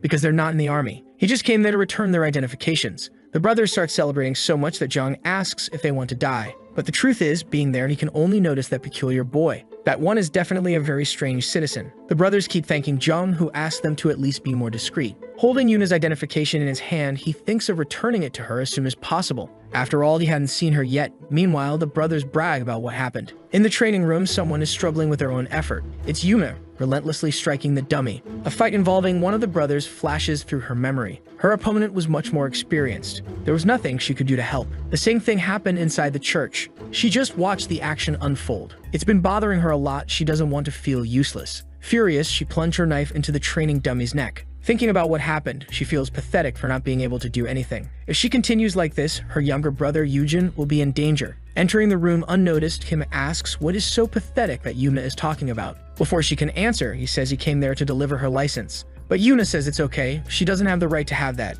Kim wants to know if she said that because of her younger brother. She says she is pathetic, but still tries to be an assassin, something she has no potential to do, and Yuna yells at him to shut up. He always talks as if he knows everything, and Kim apologizes, then Yuna tells him not to talk about things if he knows nothing. However, he did know something about her brother. They aren't biological siblings, and Yuna wants to know how he found that out. Actually, Kim wants to know what happened to her brother. Yuna looks at him as memories start surfacing. Her little brother wants to go on one of the rides at the park with her because they're family. But she doesn't agree with that statement. They are relatives. She told the boy to go away as they aren't real siblings. From the day he was born and abandoned at the subway, he had no family. He didn't die only because he was taken to an orphanage. There were many things lacking, but they weren't miserable. Growing up alone, she didn't have the courage to make friends or build a family. The truth is, she didn't want to go through the experience of being abandoned again. Being alone is good, that's what she thought every day. However, she wanted to die soon, and that almost happened to her. During one of her missions, she was hit, and they were struggling to stop the bleeding. Not knowing what to do with her, as there were no proper treatment facilities, they said they could just dispose of the dying body. And since resources were scarce, it wouldn't be a complete loss. Maybe it would have been better if she had died right at the beginning of her life. She knew what kind of place that was, she just wished that day had come sooner. Even so, she carries no regrets. Unexpectedly, she woke up. The doctor said a miracle had happened. After that miracle, Lee Yujin had disappeared from her life. That boy was really insubordinate. The teacher tried to stop him, but his efforts were in vain. That boy said he needed to save his sister, and it would be fine if he died. Why are you on a stretcher? He asks if his sister is safe now. She swore that because of her life, she had no family at all, but he was there every moment taking care of her. This moved the girl deeply, as she didn't want Lee Yujin to put himself at risk for her to be saved. The man says that a bag of blood costs a lot of money, and the boy is draining all of their reserves. They wanted to throw the boy away and stop his treatment. Yuna had just bumped into them and asked the doctor not to throw the boy away. She was already feeling better and said she could pay the hospital bill with her own work. No matter how much it costs, she is his sister and needs to do this. It was the first time she had a reason to live. Remembering this, she says it doesn't matter if they aren't biological siblings or if they are a bit different. Yuna is willing to do anything to save him. Kim said he had meddled in her affairs carelessly, so he was going to leave so that she could finish her training, but there's something Yuna wants to tell him. He is the strongest person she has ever seen in her life. Stretching out her hand, she tried to grab the sleeve of his jacket. It's not time for him to leave yet. Looking at him, Yuna asks for help so that she can become stronger. That wasn't just a request. She was truly begging him to help her. It was everything she desired the most, and she was waiting for Kim's reaction. It didn't take long for her to regret the request and feel ashamed of saying those things. She thought of many things and tried to retract her words after asking for help. Then she pointed at Kim and called him teacher, saying he would be her mentor. Even so, he still didn't show any reaction. Faced with this, she wants to know if that's how she should be asking for favors, and Yuna wonders if she needs to be more sincere than that. She quickly responds, saying she's getting by just fine without help, and Kim says he was considering the possibility of accepting her as a student. Yuna quickly approached him, asking if the teacher had called her, and Kim says that imagining her as an apprentice is horrible. Then he tells her that she is weak, with a mediocre body, easily frightened, and with a terrible temper, all traits an assassin shouldn't have. But there was something in her that could be developed. For Kim, Yuna has the best eyes an assassin could ever wish for. Since the incident at the restaurant, she had shown something different, even amidst the chaos of that day, or during the fight against the brothers. In every tense moment, whether it was inside the assassin's church, Yuna was there with them. During every conflict in which she was present, her eyes never strayed from the fight no matter the circumstances, as if she was trying to absorb all the techniques she was seeing. Her visual acuity is far greater than that of ordinary people, and upon hearing this, Yuna felt embarrassed by the compliment. For Kim, he was merely stating the truth, but there is something that could help the girl in her quest for strength. A weapon that could turn her disadvantages into her greatest asset, one that she could use to defeat anyone. And he threw the weapon to her. If she learned to master it, she wouldn't even need a teacher. That object would turn her into a true assassin. Looking at the item in her hands, she couldn't believe its potential. Someone is sniffing money and says that it's very valuable. The brothers are quite pleased with the weekly payment and want to know how much a disciple earns, while Kim thinks that disciples don't care about money, because they can have whatever they want. With money in hand, they argue about what they should buy first. Kim wants to know where Yuma is because he hasn't seen her, and he hears that she went to her part-time job. She's had it for a few weeks now and must be cleaning around this time. She cleans up what the assassins leave behind. It's a job that requires a strong stomach because there are always disgusting things left. Even though she's an assassin with a weekly salary, she continues to do it. They have no idea why she does all of this, while Yuna looks at her brother's picture. They assume it must be to pay for her food because the girl eats a lot. But she eats so much at the cafeteria because the food there is free, and she does it to save money. The fool says that to be successful, one must spend a lot and advise Kim to heed his wise words. He completely ignores them because he thinks Yuna must be doing it for some reason and probably hides it even from her brother. Looking at the phone, they notice that Yuna just sent a message. She asked for a scarf, but the weather is too hot to wear such a piece of clothing. Inside a warehouse, the temperature is quite different from outside. In the place, the brothers feel firsthand how cold it is. Yuna called them to go there just to deliver the scarf to her. She says they complain too much and just want to hand over the item quickly to get out of there. They ask if she's working, and if so, she must be earning well, but Yuna says that she's training. If that's the case, they ask if she's breaking those ice blocks with punches. Indeed, she's breaking them, but with that small object. One who gave it to her was Kim himself. It's a rope dart, an extremely uncommon weapon. Yuna is a bit skeptical that it will help her become a real assassin. A traditional wushu weapon, the rope is tied around the body, and the dart is thrown towards the enemy. A strong, fast, and extremely unpredictable weapon. The brothers make fun of her, saying that if she's going to use that, the idiot might as well use a firearm. Indeed, the dart is strong, but compared to a firearm, it's just a toy, because every shot from a gun is a guaranteed kill. Hearing the criticism, she says the guys are not wrong. Kim says that to kill 5 people, 5 shots are needed, but with that, it's different. Then Yuna shows them what the dart is capable of. The brothers watch, completely in disbelief. In Yuna's hands, the dart is becoming a devastating weapon. With just one throw, she managed to break much more than just an ice block. That should have been impossible, and they think Yuna might have just gotten lucky with her throw. Discreetly, they start looking up the weapon on the internet, and the girl tells them they need to be less obvious. Outside, the day goes by. The owner of the place is a D-rank assassin, Park Bingsu, and he asks if everything went well. Yuna says yes, and that she'll leave as soon as she cleans up everything. But he says she doesn't need to clean anything, but wants to know if she's really Lee Yuna. He says he has seen many people there breaking ice as training, but destroying it like she did was the first time in his entire life. She tries to apologize, but the man says it's not necessary. Yuna tries to pay the man for the ice she destroyed, but he says it's not necessary either. A few hours ago, a friend of hers came by and paid for the ice, giving him 1,000,001. She didn't expect that. This is the value of their weekly salary. He also gave him an item to deliver to Yuna, ointment for burns, and the friend said for her to apply it on her hands so she doesn't get hurt. Indeed, it was a great concern shown for her. With the conversation over, there was nothing more to do at the place. Yuna leaves the ice storage. Looking at her phone, she doesn't know how to thank Kim for everything. The more she tries to think of something, the less confident she becomes. Since that's the situation, she called him and Kim answered, asking what's going on. Not knowing what to say, she asked what was for lunch that day. He says she's annoying, but mentioned that it was her favorite, and as soon as she hears it, Yuna says goodbye. However, before the call ends, Kim congratulates her for training with a real weapon, and says they'll see each other soon. In the background, the brothers are trying to master the rope dart without success. Kim wonders if Yuna knows that the strength and weapon she's perfecting have been within her reach for a long time because she was a gymnast.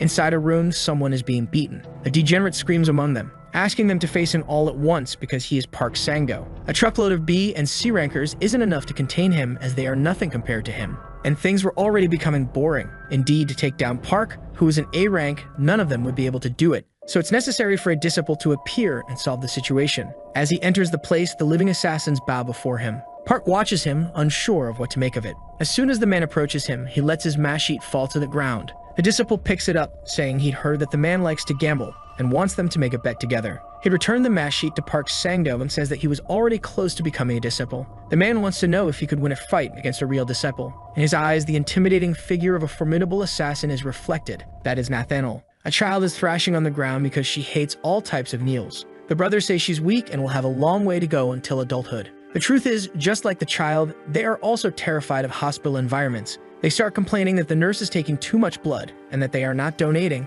But Kim knows that when one becomes an assassin, it's necessary to undergo several tests at the Divine Honor Hospital, managed by Glory. When asked about his year of birth, he almost made a mistake by 40 years. Everything is going well, there's only one thing that worries him. And that thing is the blood collection. It's time for him to do it. The reason they collect blood is very simple. They're marking the assassins because DNA and fingerprints don't change over time. Those who betray and abandon the organization are found this way. It's only a matter of time before Kim's DNA and Peter's DNA are identical. In other words, what's going to happen is the complete exposure of his true identity. Looking closely, the woman wants him to say what he did that day. But Kim has already told her everything. He had his blood collected at the hospital. She starts slapping the boy, saying that because of his old man, she's going to end up dying. As if it wasn't enough to fight a rank B, now they might discover that he's actually Peter. This wasn't good, and the woman wants to know if he wants to die that badly. But he doesn't want to sit idle, and has a plan to make them get confused during the chase. Full of confidence, he says he's going to blow up the hospital. Once again, Ju-won starts hitting him because she thought the idea was completely idiotic. She said he's gone crazy for not being older and the hospital is huge,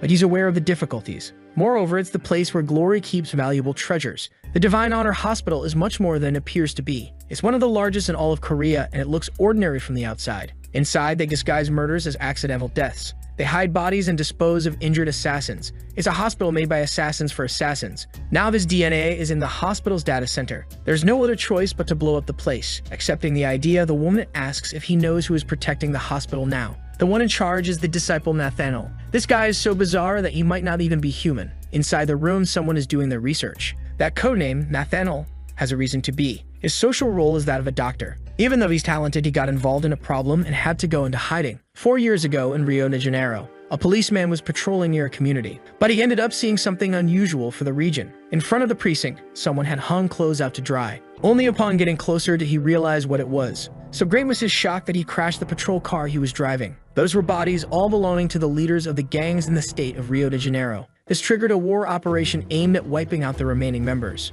Before they entered the place, they smelled gunpowder as if a conflict had just occurred. The officer in the lead asked them to stop the infiltration. All that was there was blood and twisted weapons. There were no bodies. More importantly, the scene didn't even seem like it was done by humans. It was unexpected, and they should report it to their superiors. While talking, the officer saw someone approaching the surgeon. The terrifying hand was already within the officer's reach. He had been captured, and they immediately thought they were caught in an ambush. They immediately called for reinforcements, but he could only hear the cries for help from his colleague. It didn't take long for there to be only puddles of blood on the ground. Frightened, the officer asked about his friend. He has no idea what kind of monster could be behind that door. A terrifying voice came from within, asking for more victims. An object was thrown in his direction. It was the boot of his colleague who had been there. Looking at the shoe, he still didn't understand the situation, but he was certainly terrified by all of it. In front of him was the assassin, and on the ceiling, his victims were hanging by their heads. He only desires more victims, preferably some that are more resilient. The trained officer screamed in fear as he fired his rifle at that grotesque figure. He decided to empty his weapon on that person. In one day, Nathaniel took down the crime bosses and the best crisis team of the Rio de Janeiro police.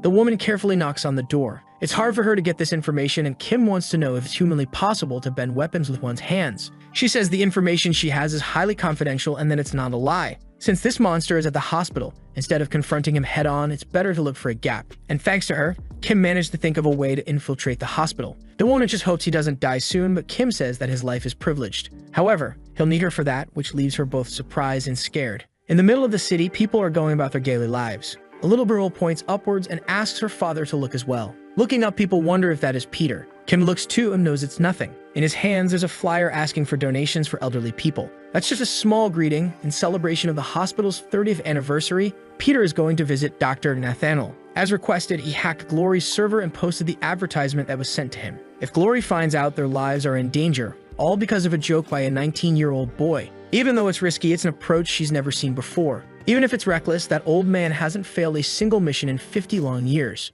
Inside the hospital, a commotion had formed. They don't believe Peter is really alive, and many of them there are D-rank assassins. Even though he's old, they know they can't handle him. but they're just the doormen. The important ones are further inside, Brazilian assassins under Nathaniel himself, likely at least A or B rank. Assassins of that rank who are already difficult to encounter, not to mention Nathaniel himself. It's a privilege for them to witness a fight between disciples. They want to know which one will win. They don't think it will be the old man, who is already 70 years old and has cancer. Before they could continue discussing, someone mentions Peter's name. They want to know why those two are rooting for the man they should be capturing. The truth is that many among them hope the old man doesn't show up. He definitely won't show up, but Kim, who is Peter, is already among them in the hospital. The Brazilian assassin instructs the others not to face Peter. They should use tranquilizers and be cautious. As soon as he's spotted, they should hit the emergency button, and the A-rank assassins will come to support. After giving the instructions, he wants to know if everyone understood, and they respond affirmatively. Observing everything, Kim finds the situation quite interesting. Peter is in the group of people tasked with capturing Peter. Now everyone was supposed to take their positions, and so they did. Kim was going to carry out his task, or rather, Peter was.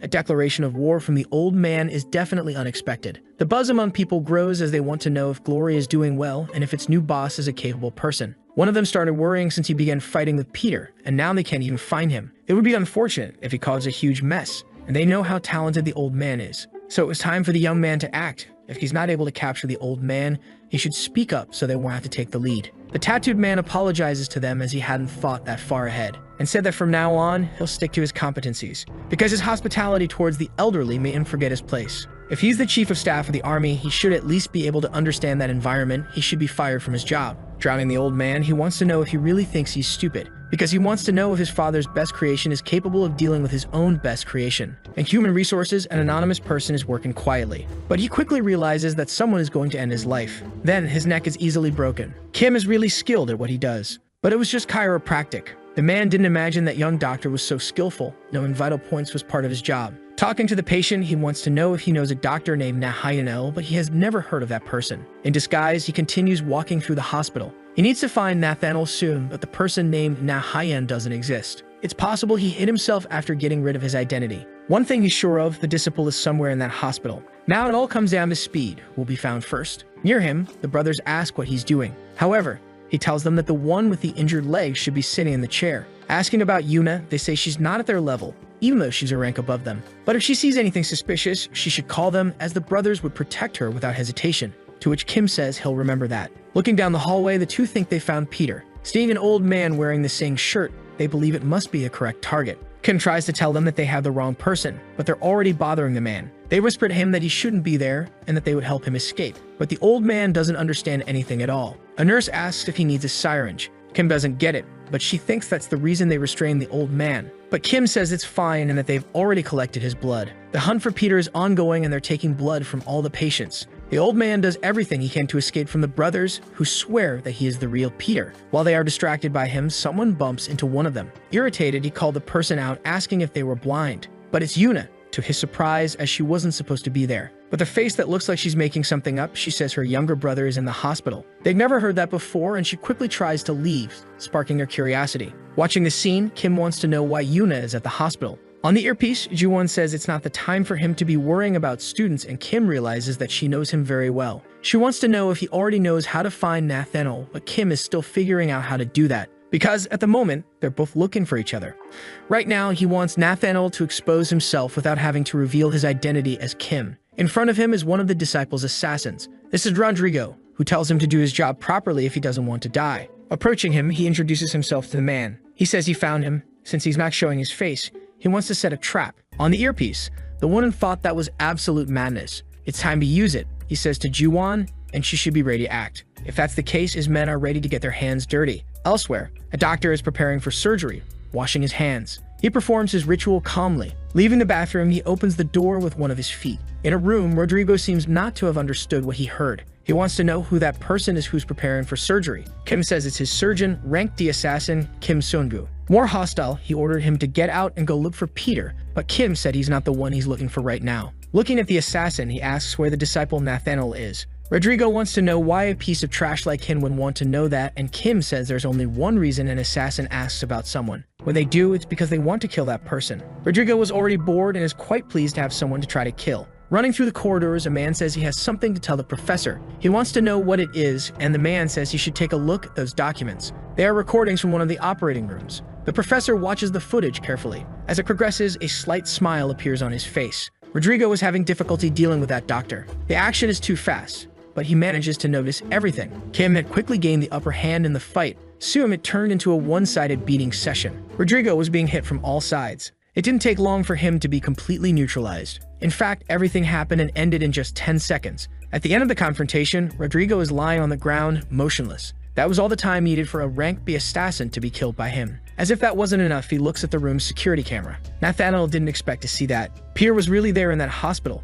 No more doubts. He wants to know where he is now, and they are waiting for a response from the security team. Moreover, the hospital's video files are being deleted in real time, and they aren't able to stop the attack. Faced with the bad news, he asks the professor to spare him. However, he's excited that Peter is indeed in his hospital. So excited that he can hardly wait. Grayson, Sawyer, Carter, Robert. These are bodies inside the tubes. They were all waiting for Peter's arrival. The VIP chair has been prepared, and he hopes his guest enjoys the experience, because he wants to put his body in one of those tubes as soon as possible. They certainly took the bait. The expression and the wrinkles were all perfectly identical. She's sure of her work was very good. With that, Kim believes that Nathaniel will reveal himself now. She really wanted to know what he looks like, but wants to know what Kim will do. Now that the bait has been set, it's up to him to sit and wait for his victim. And that's exactly what he'll do now. On the rooftop, Yuna is having her meal, unaware of what just happened. The one they call Professor is the disciple Nathaniel, and he seems to want to meet with Yuna. Feeling anxious, it's impossible that he found out about what happened between them. It would be better if she didn't go to meet him,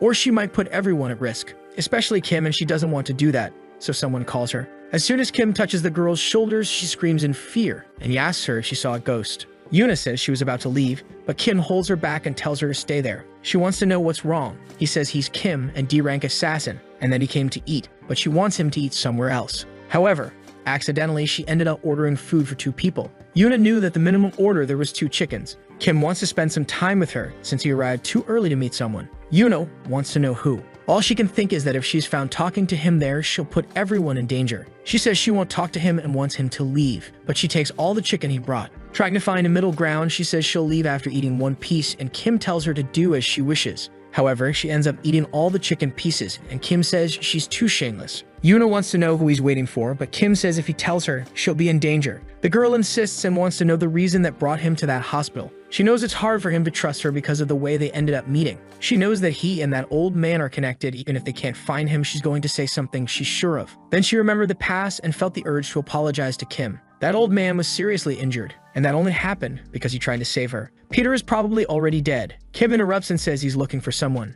Yuna asks once more who that person is. He didn't want to involve her in this, but she must have definitely seen him in the hospital before, the disciple Nathaniel. Showing her a photo, he asks if it's familiar to her. He knows she knows him as she was called there separately from the other assassins. Calling him an idiot, she says that the person in the photo is not Nathaniel. Before she could say more about the real one, someone approached the 2 of them. She wasn't supposed to walk around there without an escort, as that man was wandering through the hospital. Looking at the girl, he said she should remain in the infirmary. Yuna began trembling just by looking at that man. This is the moment Kim had been waiting for. Nathaniel had revealed himself. However, he still doesn't know Kim's true identity. Looking at her, he waits for Yuna's response. He had already warned her about this, but looking at the table, he wants to know who's accompanying her. Kim looks at him without any fear. He stands up from the table to introduce himself, and Yuna is hesitant about them interacting in any way, because she's sure they might end up fighting, but Kim bowed and greeted the professor. He said he is a D-rank assassin assigned to that mission. His name is Kim, and he's honored to meet a disciple in person. He promised to deliver Peter's head to him,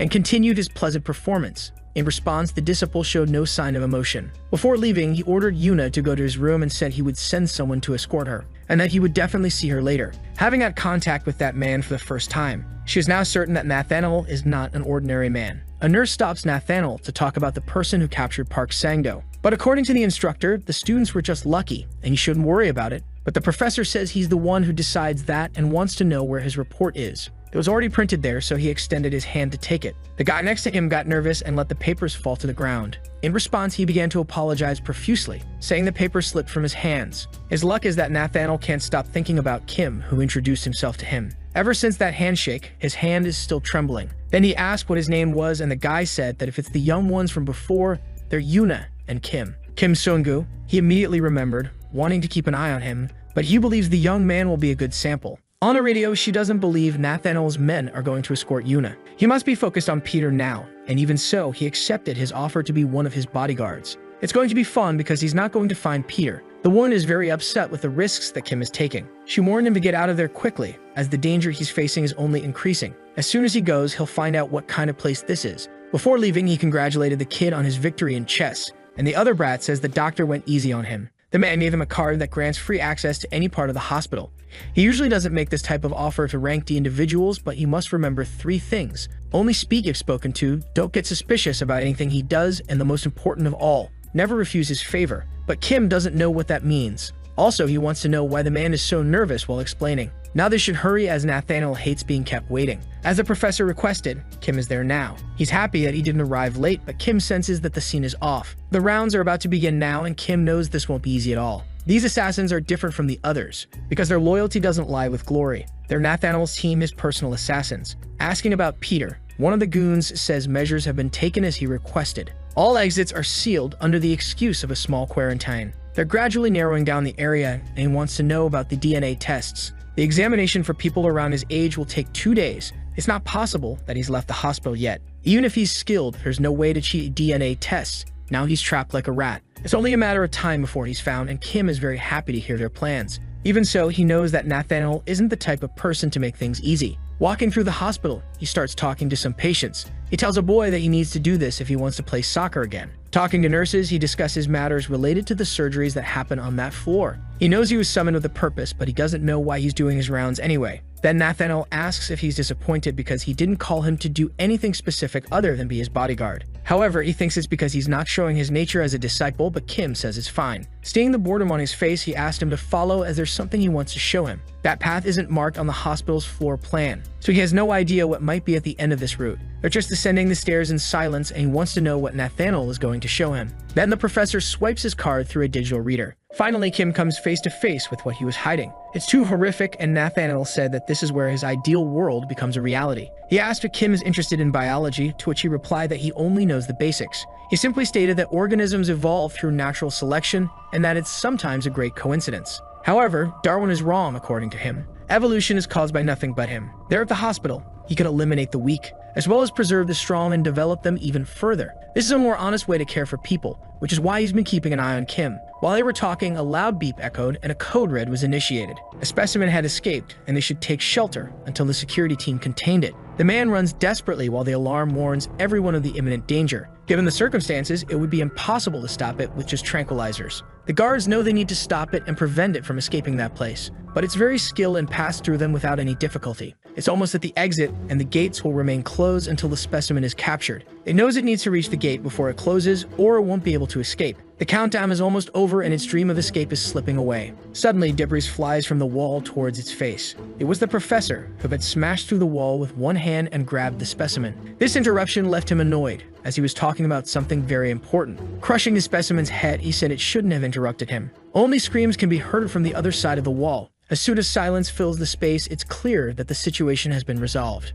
Looking at Kim, he apologizes for what happened and says he will now continue from where he left off. He removes his blood-stained hand from the wall and says he likes strong people. That's why he dissects these bodies himself with his own hands, because there is someone he wants to surpass. Looking at Kim, he said he saw great potential in him. Having all that strength at a young age is rare, and through him, he wants to see the result of his evolution. He asked if Kim was curious to see how strong he could become and asked him to accept his grace. He said that Kim could become an A rank, and with his potential, he could be as strong as a disciple. Kim knew he was abnormally strong. Breaking the wall with his hand was surreal, said the woman on the earpiece, but there was something even more surprising. He felt Kim's presence through the wall and grabbed him by the head, crushing his skull. She wants Kim to get out of there immediately, but he says he can't stop now. After all, he has even more questions now, especially about the source of that absurd power. She says the blood samples are being analyzed and his time is running out, but there's still a way, and she wants to know what it is. She suggests swapping the results. He just needs to break into his office, because she has received a card that grants unrestricted access to the hospital. She says he's completely crazy and could get caught, but that won't happen, says Kim, because he has all the time he needs to do this. While following Nathaniel during his rounds, he carefully analyzed the route he takes. This way, he has an estimate of the time spent on this process. At the moment, he has 4.5 minutes to do his job. He just needs to swap the results within that short time frame. Without hesitation, he began working in the room. Outside, Nathaniel talks to his patients. Following his route, he also interacts with one of the nurses. On his way out, he speaks with another nurse who provides more data. He learned from his henchmen that the blood test results should already be in his office. However, until now, not a single sample was compatible with Peter's. The blood analysis of the elderly patients, none were compatible. The henchman thinks Peter might be hiding in the ceiling duct. Thinking of the possibilities, he wants to use his imagination to consider what could be possible. One of his conjectures is whether Peter no longer has the same appearance as before. Nathaniel wants to know how a mere D rank is in a disciple's room, especially in his master's absence. For the past 2 days, he did his rounds at the same time. He was supposed to have 2.5 minutes of available time left. Nathaniel wants an explanation for what he found, and Kim wants to know why he appeared there already, unless he did all of this on purpose, and perhaps offered his grace to him, and showed all of his secrets in the hospital's basement, just to make Kim believe his plan was working. That way, he was underestimating him from the beginning, and Nathaniel asks the boy to give him an answer. There's not much that can be said, but he concentrates to think of something. Then he extended a folder to him, saying he was going there to deliver it to him. Nathaniel wants to know what it is, but he said Dr. Hong ordered it to be delivered and didn't provide further details. With that, he said he was leaving, but Nathaniel asked him to wait and grabbed him by the shoulder. He wants to know how Kim doesn't know what it is, since the document appears to have been opened. Thus, Nathaniel asks if he is curious about the blood samples of the elderly. If that's the case, he wants to know what made him so interested in them, since he doesn't even know what they are. He wants to know what Kim was looking for in his room since he sneaked in. If he has no answer, there's only one conclusion to be made, but Kim interrupts the professor. A person can modulate facial expressions, but there's one thing that can't be masked. And that thing is DNA, and since they haven't caught Peter yet, he thought that the old man might not look the way they imagine. So he compared it with patients who underwent plastic surgery or changed their gender,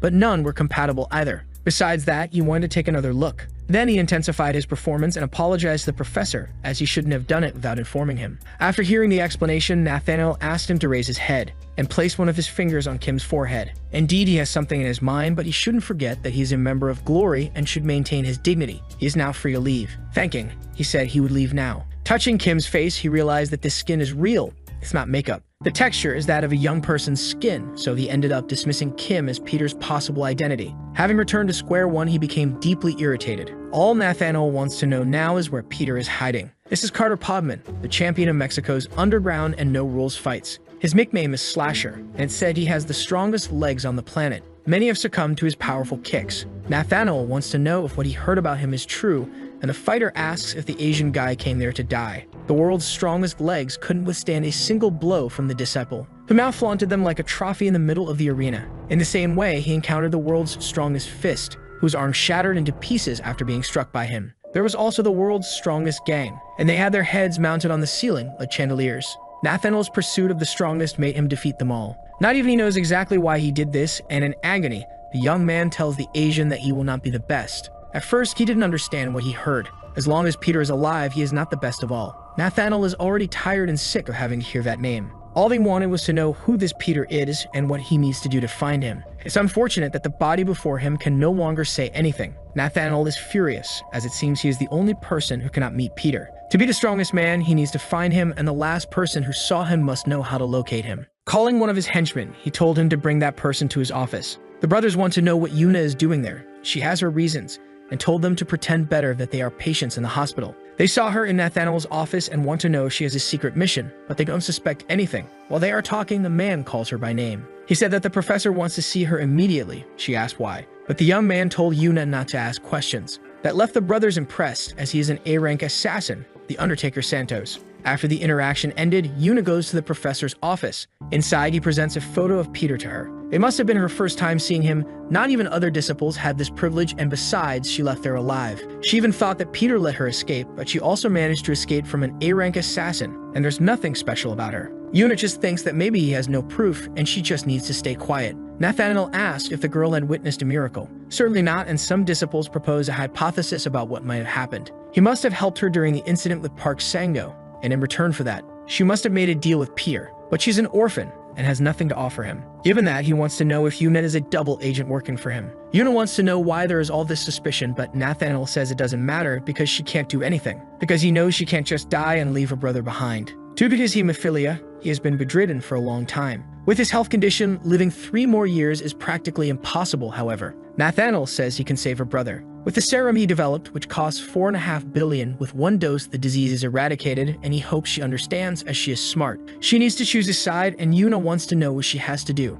Nathaniel said that Peter told him he would come to meet him. On August 24th, no matter what he asks, she is to reveal everything. But that must be done on the 24th at 2 p.m. in the hospital lobby. She will be the bait. She will never have the money to pay for the serum, and he wants Peter, a situation where both win. First, he will give her a place to stay in the hospital with his diagnosis, but she didn't understand this second part. Immediately, her eyes widened at what happened. He had broken her arm effortlessly. That made Yuna writhe in pain, and the professor said that healthy people cannot be admitted to his hospital, and he pressed the injury with one of his feet. Not to mention that if she refuses his offer, another person will end up with the same diagnosis as hers. Leaving her on the ground, he said he would see her again during his rounds. With a broken arm, she was now placed in a room of the hospital. If he discovers that the person helping her is Kim, they will all end up dead. But there's a chance she can save her brother. She just doesn't know what choice to make. Outside, someone asks about the patient in room 604, and Yuna responds. Her eyes couldn't believe who had arrived. It was Kim, saying it was time to get her injection. Yuna says he shouldn't be there, but the National Singing Championship is on,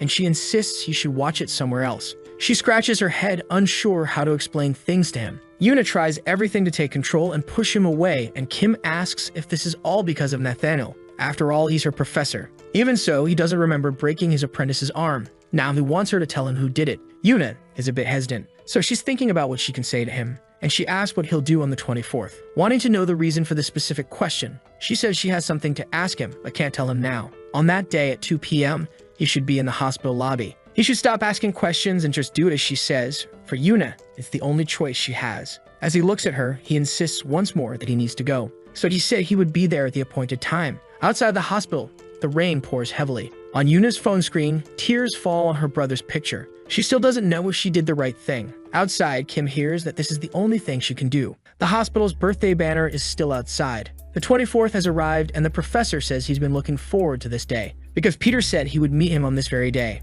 and he can't wait to finally see him. With an earpiece, he tells Yuna what she must do. After all, he wants to know where Peter is. Thinking for a moment, he says he's probably on his way to meet her in the lobby. The clock is almost marking the time agreed upon between them. The minutes are passing slowly. Finally, it's 2 p.m. sharp. The girl is saddened by what may happen because of her decision. Meanwhile, Nathaniel waits attentively for Peter's arrival. Kim walks through the hospital corridors on his way to Yuna. The boy asks if her brother has a boyfriend. He said he saw some guys in her profile picture and thought one might be her boyfriend, but she said they're just friends, which surprised him even more. The guy in the middle is really handsome, and he even liked to play soccer with him. And in 3 years, he wishes he could watch the World Cup and cheer for Korea with him. That would be his first trip abroad to the other side of the sea. All these are just the delusions of a bedridden young man. Dreaming like that is the only good thing left in his life. With his eyes closed, he continues to dream about their trip to the World Cup. She told him that the new medicine could cure his condition, and he only needs a single dose. It was the brief conversation she had with him while feeling the pain of her broken arm. Thinking about her brother's state, she can only imagine that there was no other way out for her.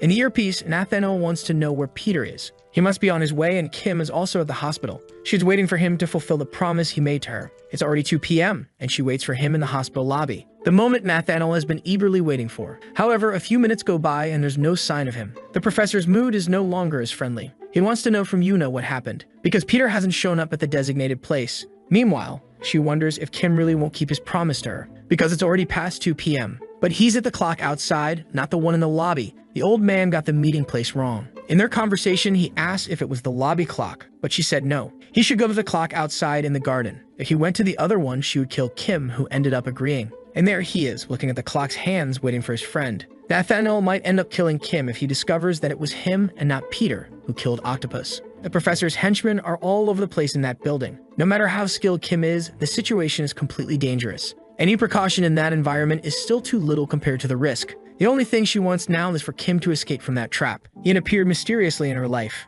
She doesn't know where he came from, and because of that, she became suspicious of the young man's intentions. But with him, she discovered how nice it is to share a meal with someone. In his company, she ended up experiencing many new things, and they shared many good moments together. Besides, she learned to trust him in times of need. And that wasn't all about them. Kim cared about Yuna up to that point, and he was the first person to sincerely think about it, about what she's good at doing. Because of that, there's no way she could betray him like this. Definitely, she couldn't betray someone as important as he is. With Peter's delay, there isn't much time left for her. Using the earpiece, Nathaniel asked what happened. Trembling with fear, she began to explain. She said that she had lied as she never saw Peter again after that day and was tempted by the offer of the medicine he made to her. But she knows that if the old man knew she was there, he would have come. Without knowing what to say about the situation, she asks the professor to ask for anything she can do, and she'll do her best. Crying, she only asks that he doesn't do anything to her brother. In the face of that emotional confession, he said his first words. She can bring Peter there, it's unfortunate, but there's nothing they can do. Now she has to die, unfortunately. If she can't bring him there, she's useless, and he had already warned her about who would be next. As the henchmen approach her, the fire alarm rings throughout the hospital. The alarm called for the evacuation of everyone from the building. Even the assassin brothers flee the place, forgetting their mission. During the escape, one of them notices something. The exits began to close. The doors are blocked on all sides. There's not a single emergency exit that isn't sealed. Everyone who hasn't left the hospital yet won't be able to get out. The brothers can't understand how that happened, even with the fire alarm. In the hospital lobby, Nathaniel is with several of his henchmen. In response to the alarm, he doubts that a fire really happened, because he doesn't smell anything burning, so he orders one of his henchmen to investigate the situation. Even for Yuna, the fire alarm is completely unexpected. Near her, someone asks why she is crying. His steps approach her slowly. It's Kim who's there, and there's no reason to cry now. Yuna doesn't know why he is still there, but Kim said he had promised her that they would meet at the clock. During a fire, sane people try to run to a safe place. So if none of them had fled yet, it means that none of those people are doctors or patients. In fact, the man in the lab coat is an assassin. Another patient has a baseball bat in the middle of the hospital,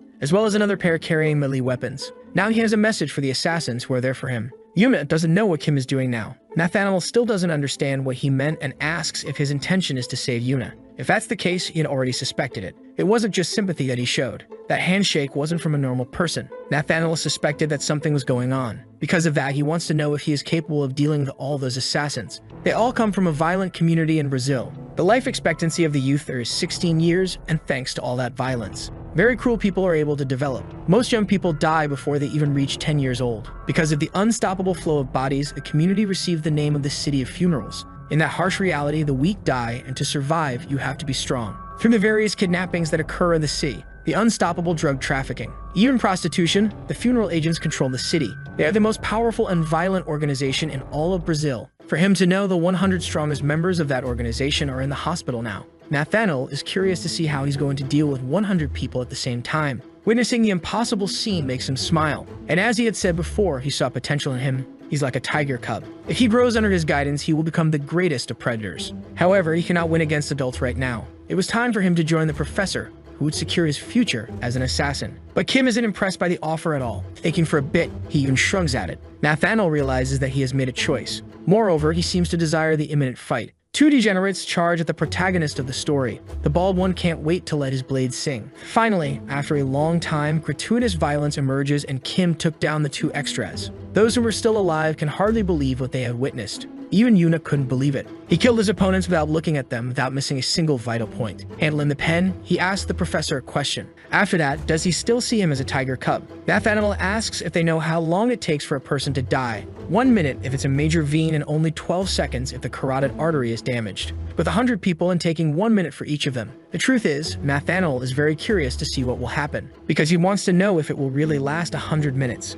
The Brazilians say that Korea is a terrible country, too peaceful, no legal betting, no football, no Paraguayan cigarettes, a joke. And that he felt alive in the community, exchanging gunfire with Germans and already missed some good old violence. But there was no time for nostalgia as he was killed before he could feel it. The second one was already on a one-way trip to find out if God exists. They try to intimidate the boy, saying they'll put him in the microwave. Yuna mistakenly thinks Kim is in trouble, because now he's cornered in a dead-end hallway. Kim realizes that even with some punks dead, the rest don't care. They laugh and say that growing up in the community made them tough. Every day, another punk ended up in a grave. Someone who grew up in South Korea would never understand what 20 minutes in Rio de Janeiro during rush hour are like, especially when Flamengo is losing at home. Still outnumbered, he skillfully evades his aggressors, but they know he can't dodge forever. Once again, he's trapped and without a way out. Nathaniel wants to know what he will do in this situation, because there are dozens of guys from Rio blocking his exit, ready to collect on him. Indeed, there are many Brazilians and he doesn't know what to do. If it were a soccer ball, it would have already perished.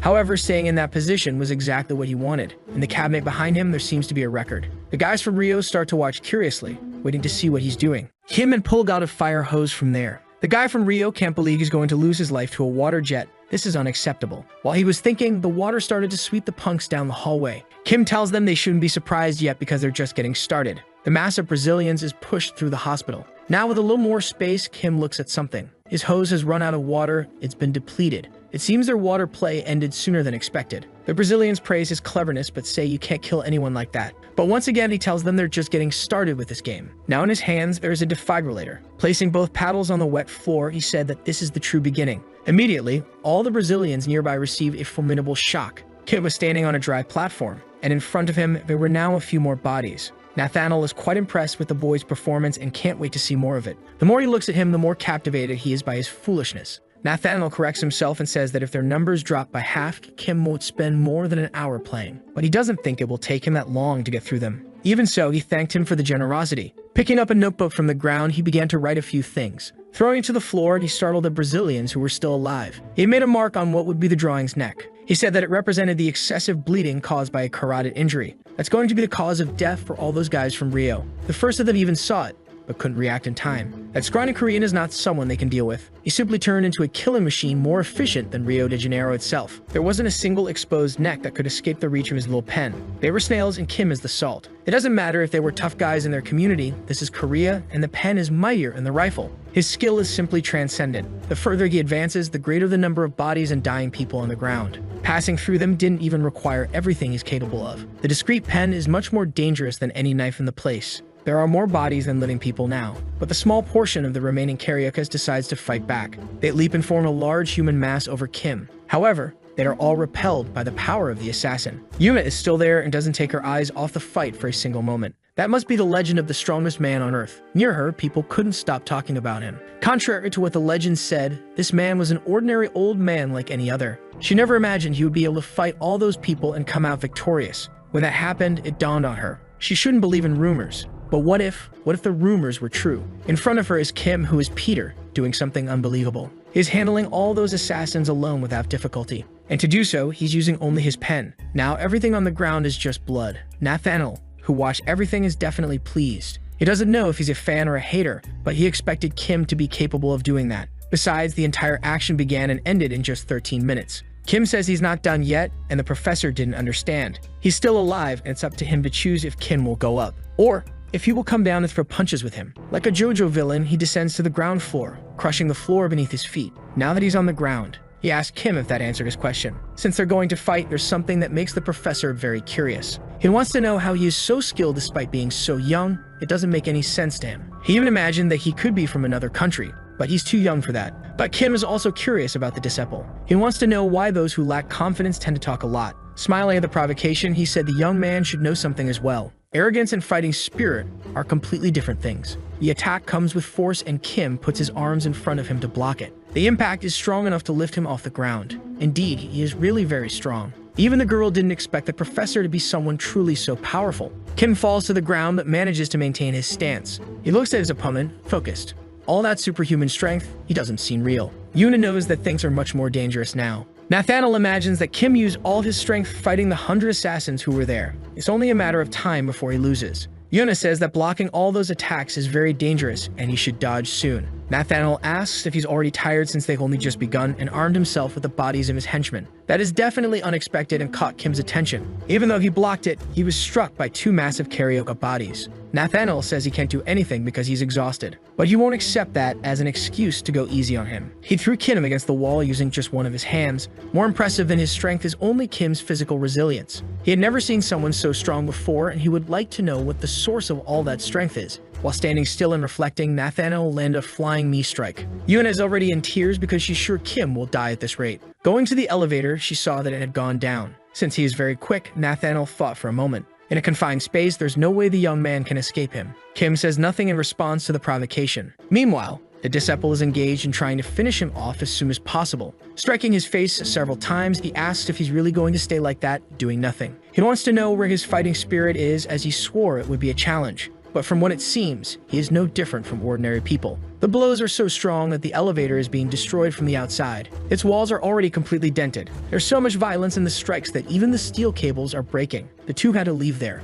Otherwise, it would have become their coffin. Thus, the elevator hit the ground, finishing destroying itself. It doesn't take long for the dust to start rising in the place. On the ground lies the elevator door, marked by the disciples' blows. Yuna screams from above, worried, but she needs to find a way to get down quickly. There are many things that pique Nathaniel's curiosity. He was supposed to have found Peter, but it was Kim who showed up, and he wants to know what the connection between them is. Could that boy be something else? like just an inanimate body now because he's no longer alive. That's what always happens to his opponents. Everyone who fights him ends up dead because he is always sincere in his battles. But the more he thinks about these results, the more frustrated he becomes. Looking closer at Kim's body, he notices that there are no wounds on his face. That's a good sign for him. The chaos hasn't ended yet. Earlier, he had put a lot of violence into that flying knee strike. Not just in that one, but in every single blow he threw. And he has been blocking attacks from the beginning, or simply dodging them. Kim stands up and apologizes for his rudeness, because he had taken a small nap just now as he found it all too boring. That simple provocation made Nathaniel lose his composure. Now the violence was about to start.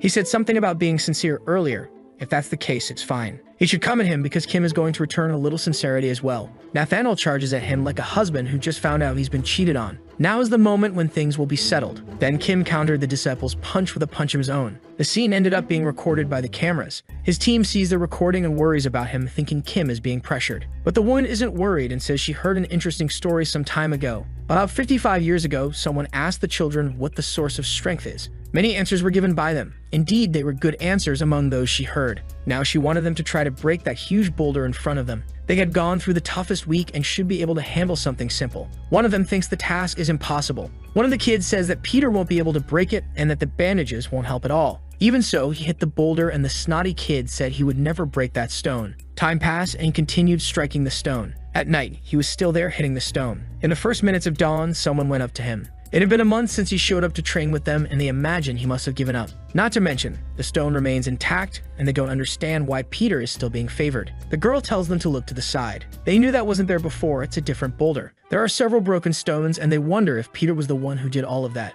In the present, the powerful fists collided. Nathaniel asks if he knows the maximum force a person can exert. In a deadlift, a record-breaking strongman can pull over 500 kilos from the ground. That guy is no challenge for him. Because of that, he wants to know what Kim does, as he's many times stronger than a normal human and doesn't even seem to be using any enhancement. Kim asks if he's ever been hit by a car before, and Nathaniel says that's very specific. Then he said his punch would hurt much more than being run over. With the impact's force, the disciple flies like a ragdoll, destroying the wall. Even so, Kim wasn't satisfied with just that, and started returning every punch he had to dodge. Nathaniel doesn't even know what hit him. At this moment, he's getting beaten by Kim as if he owed him money. It's all open-hand slaps, so as not to leave marks on the guy's face. Whether open or closed, the beating session seems to have no end. Kim is standing calmly, waiting for the professor's reaction. The old man thinks Kim has won because a head that gets smashed into the wall like that doesn't come out intact. But his joy quickly disappears. Even Kim is a little surprised that he's still alive, and says that Nathaniel won't understand why he's still breathing, while the hands he used to hit him are already marked with wounds. He said he had already told him about who controls evolution. Now he will be the first not just to hear what he says,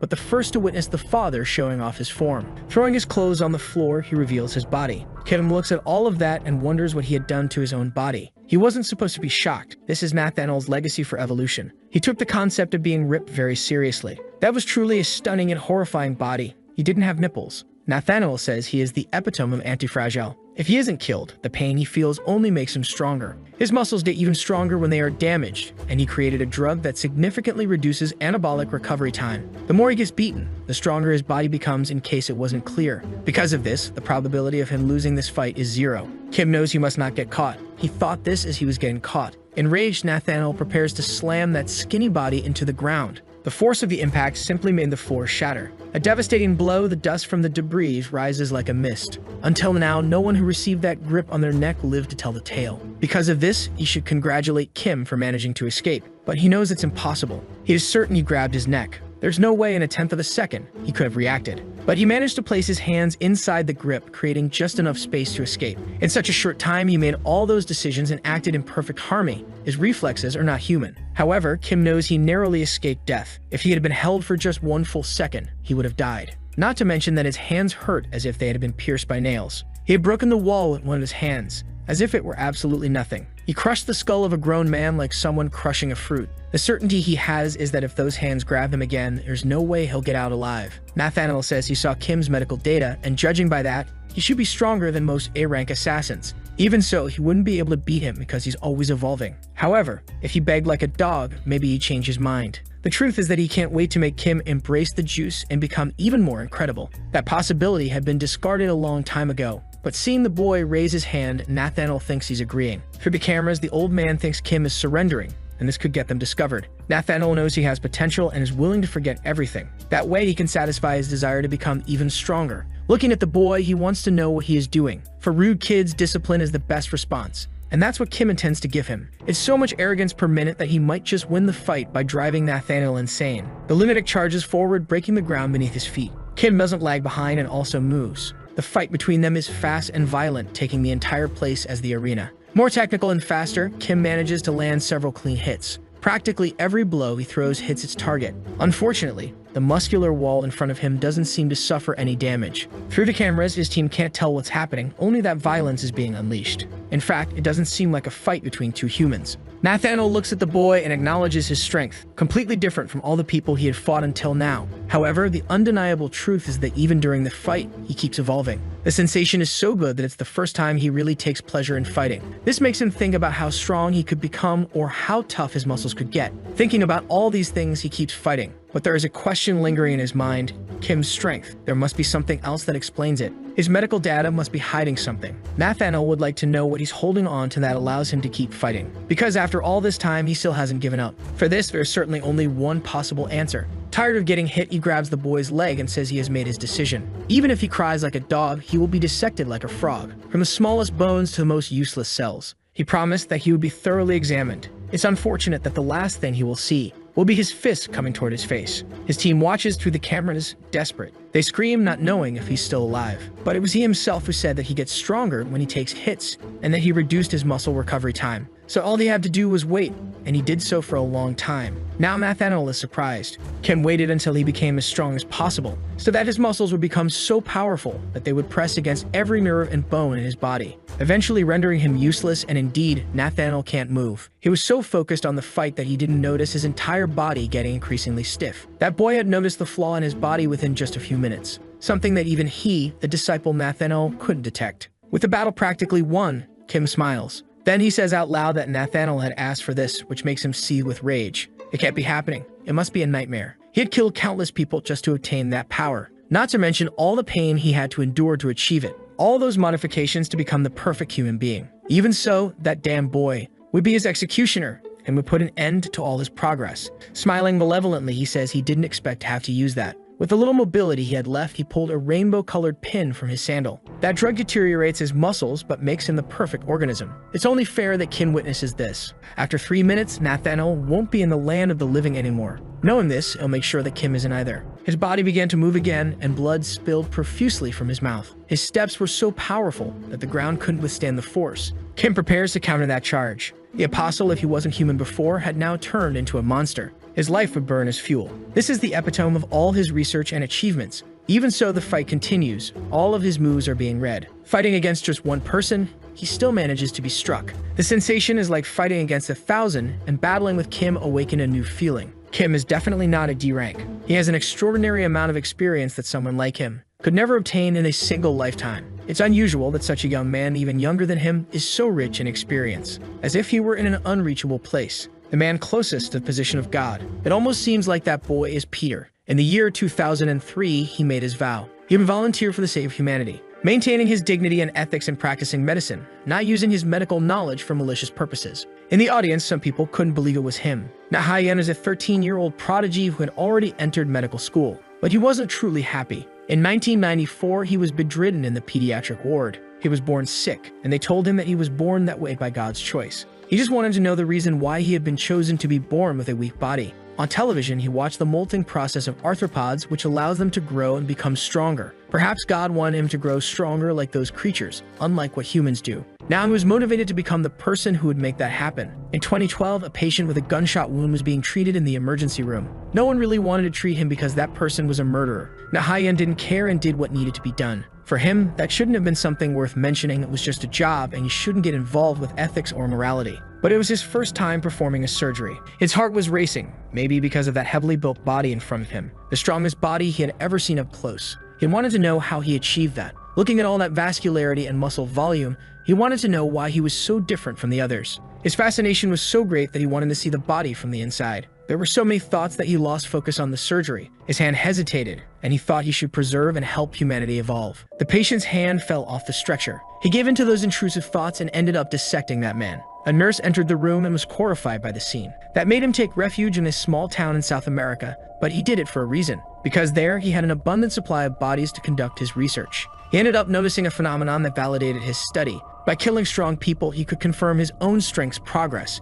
Then he began to strengthen those who were his weak points. A new existence, a new humanity. That was what he should have become, but he was obliterated by the young man in glasses. His body crashes onto the ground, bouncing multiple times. The entire place is destroyed after the fight. Dust and smoke mix in the air. Nathaniel is leaning against a pipe, his life almost at its end. His spine is shattered, his muscles torn, and truly can't move. Kim tells him not to try moving as it would only add more nails to the lid of his coffin. Nathaniel wants him to tell him one last thing. For 30 years, all he's done is try to get stronger. But being defeated by Kim, he wants to know what that young man did that is so effective. Thinking for a moment, Kim isn't sure if he can explain it in a way he would understand. Kim acknowledges that he has a lot of tenacity, but the difference between them is that Kim dedicated himself to hard work for a short period of 65 years. This is an amount of time incompatible with the young man's age. Looking at him from a distance, he sees Peter's silhouette in him. Even being a doctor, there are many things he cannot comprehend. But he's happy to have met him before dying. Finishing his words, whatever life was left in that body was exhausted. Thus ended the conflict at the hospital. Nathaniel and his Cariokas, none of them remained alive. All information about the Glory assassins was erased. Life returned to its natural course. In the car, the twins want to hear something from their professor. To them, it was already time to become rank C. Being categorical, the professor says they should be less arrogant. They say they were just acting. Then they start to tell them how his fight against the Brazilian assassins went. They wanted Yuna to recount how it was, but she seems quite distracted. On the other side of the seat, Kim looks at her. Things ended well, and she should be at least a little happy. But with her brother bedridden, she doesn't feel relieved. That promise Nathaniel made that could save her brother made her think too much. A single dose would cure him, even though it was very expensive. Kim knows she's worried about her brother and asks her if that's the case. However, she says she couldn't eat at the school cafeteria, and that's what she's thinking about. Since the serum was destroyed, nothing makes much sense now. Even so, Kim believes that being who she is, she'll find another way to help her brother. Though still a bit skeptical, she thanked him for his words. Finally, the van arrives at its destination. Opening the door, the young man says that Korea's scent is the best there is. The professor tells them to cut the chatter and go to sleep, so they won't be late for school the next day. Kim notices something left behind in the van. He asks Yumin if she's not going to take it, but she says it's not hers. Kim says Yujin might like it, and she wants to know how he knows her brother's name. Opening the package, she wants to know what that is on her lap. Her eyes can hardly believe it. Yuna is immediately moved by the gift. There was the serum Nathaniel had promised her. Kim had taken the suitcase from the hospital. Apparently, Nathaniel hadn't destroyed the serum. Yuna cries, grateful for her friend's gesture. She clings to the suitcase, which is her brother's hope. In the hospital, things are no longer dangerous. Two men observe the destruction. No one can say what happened there, and they can't believe the results either. The level of destruction is so extreme that it's hard to accept it was caused by human hands. The hospital is completely vandalized in some areas. They even wonder if it was really Peter who did that. One man repeats his question, which is confirmed by the other. There is footage of him introducing himself to the camera. Besides that, there are no witnesses who saw him. It's as if they had encountered a ghost. The man tries to retract his words, and some hooded figures ask if he really said that. He tries hard to retract his statement, but his effort is in vain. Thus, he collapses in fear on the hospital floor. Suddenly, several cuts are made on his body. Putting away his sword, the assassin asks if Peter is truly a ghost. That word should not be said in his presence, and he wants to know if he stirred up anger in the other for killing the boss's subordinate. But this man, in turn, felt nothing. He's already used to it. It's unfortunate that Nathaniel died before receiving the disciple's new training. On the other hand, Peter deserves something. A session of merciless beating that is the ghost of the sword. A bald man asks them to pay attention to what he's about to say. From now on, they are volunteers. The siblings are happy because they already wanted to go on a mission. Kim and Yuna still can't get used to the way these siblings act. It's a comedic relief full of secondhand embarrassment. He doesn't know why this mission was assigned to them, but he hopes they'll do a good job. At a port, a few small boats are docked. The siblings want to know what that is because they still don't understand the nature of the mission. This wasn't the kind of volunteering they were expecting to do. The truth is that real volunteering is also part of the job. The siblings make a scene on the ground saying they want to volunteer for glory and not for this situation. Soon, a beautiful woman appears, asking if they are the volunteers for the day. She is Yejin, the student's teacher. The siblings glance briefly at her. That was enough. Now they're working extremely motivated. Watching them, Yuna says that their behavior is untreatable, and Kim agrees with her. What she doesn't understand is why they were sent to a place so far from their school, a place 500 kilometers away from the capital. The professor told him that he doesn't know the reason either, but that they should remain discreet and not reveal themselves. So they proceed discreetly. Walking around the area, Kim reflects on the reason that might have brought them there. Looking at him, Yuna wants to know why Kim is feeling down. Resting in the shade after working, they talk with teacher, asking if she's a student. The woman understood that it was a compliment meant to say she looks young, but they ask her not to say such things and turn it back on her, saying they are just students while she is already a teacher. Yuna didn't like that, thinking they were being insolent. Knowing that the volunteers have arrived, the janitor introduces himself to them. That's the only school in the area, and he makes a dad joke. But the young ones couldn't find it funny. The place is very well taken care of, and Yuna wants to know what they can do to help. Then the janitor tells them to follow him because he'll guide them around the place. Yuna is suspicious. She doesn't believe they were brought there just for this. Two mobsters start extorting them, saying that they live in peace there because of them. But they don't have money to keep paying this kind of tribute, and the mobsters don't care about that. Instead of money, they offer something else, which seems to please them. There are several potatoes which are grown and harvested there. Suddenly, they throw the potatoes at the janitor and say they're still going easy on them. They say they're businessmen and don't like it when rules are broken like that. Yuna tells Kim not to get involved, but he wasn't planning on doing anything. The teacher says they have no money and that the school survives on donations. Then a mobster approaches her and says there's another way to pay. She could get money in other ways, and with her looks, she'd make a lot of money. Suddenly, a hand appears between them, saying that a man's hand doesn't exist to hit women. It's meant to protect, and for that reason, he can't forgive him. The mobster tries to say he didn't do anything. Before he could say anything else, the mobster reacted. He said his hand exists to hit clowns like him, and the teacher begs them not to fight. Sitting down after being hit, he says a mosquito is still flying around him. It even makes him scratch. A mobster says he's bleeding a lot, and the young man says they shouldn't focus on the small things. A brief beating session ensues. Now the two brothers are bedridden at the school. Taking care of them, the teacher asks if they're okay and apologizes. They tell her not to worry about them, but rather about the fists that hit their faces. The janitor said they were unlucky, and that those idle mobsters go around charging others. But thanks to the volunteers, the school was a little better. He asked them to rest, and they talk tomorrow. Kim asked if the captain is okay because he's recovered a lot. Then he remembered other situations. Intimidation they have faced before. The conflict inside the church with the assassins. Kim said that a strong person holds back when needed and that today they were pretty nice. He tries to say something more, but Kim tells him to keep resting. In that place far from the capital, the sky is filled with stars. Yuna is sitting on the swing alone. It seems she's reflecting on the past few days. Many things have happened to her recently. She remembered the bag Kim left for her in the car. Inside it was a different briefcase. Inside it, the serum that would be able to cure her brother. Crying with emotion, she wants to know how Kim was able to do that. That suitcase could change her brother's life. She should have thanked him when she could, but now she doesn't know how to do that. Kim asks if she's thinking about her brother after having seen the children today, and Yuna is greatly startled. He asks if she saw a ghost, but he always shows up in unexpected ways. With him there beside her, she wonders if she should bring up the topic. Calling him, he turns his attention to her, but the words don't come out of her mouth. She tries to explain to him what she wants to say, and Kim says it's a thank you, to her surprise. Looking at the sky, he also remembers a few things. She had told him to go to the clock, but the one in the garden. She had been adamant about that. He also remembers her crying in the hospital lobby. At that moment, she must have been really scared, yet she was able to protect him. Her bravery at that moment was truly incredible. She says it was nothing, but Kim says he's very grateful. Yuna is curious about something she wants to ask. She wants to know if Kim has any relationship with Peter or something similar. She's seen many strong people, but Kim had defeated Nathaniel. It doesn't make sense for him to be a rank D. Sighing, Kim says that when the time comes, he will tell her everything. She becomes downcast after hearing those words. She really hoped to hear the truth right away. Now she's anxious, as she's very curious. Kim insists on knowing what's wrong, and Yuna says she had already thanked him. Faced with his persistence, she lets out a loud shout, saying she's grateful. After that, he asked her to calm down a little more. She leaves thinking he did that on purpose, and that she should be careful around him. That's why she never knew how to properly apologize to men. Kim is happy that the Dako brothers and Yuna are progressing. Since things are being resolved, he should be on his way too. Inside the school, the light from the lamps passes through the window. Kim walks down the corridor, heading to his dormitory. The light from one room catches his attention. He wonders if there's a way he can help. The guard said he should go to sleep, as staying awake will only make him weak and age faster. He cracks a joke about losing weight, and the guard laughs too much. The joke wasn't that good, and Kim doesn't react to it. Since he couldn't help, he said he would leave, advising the guard to rest as well.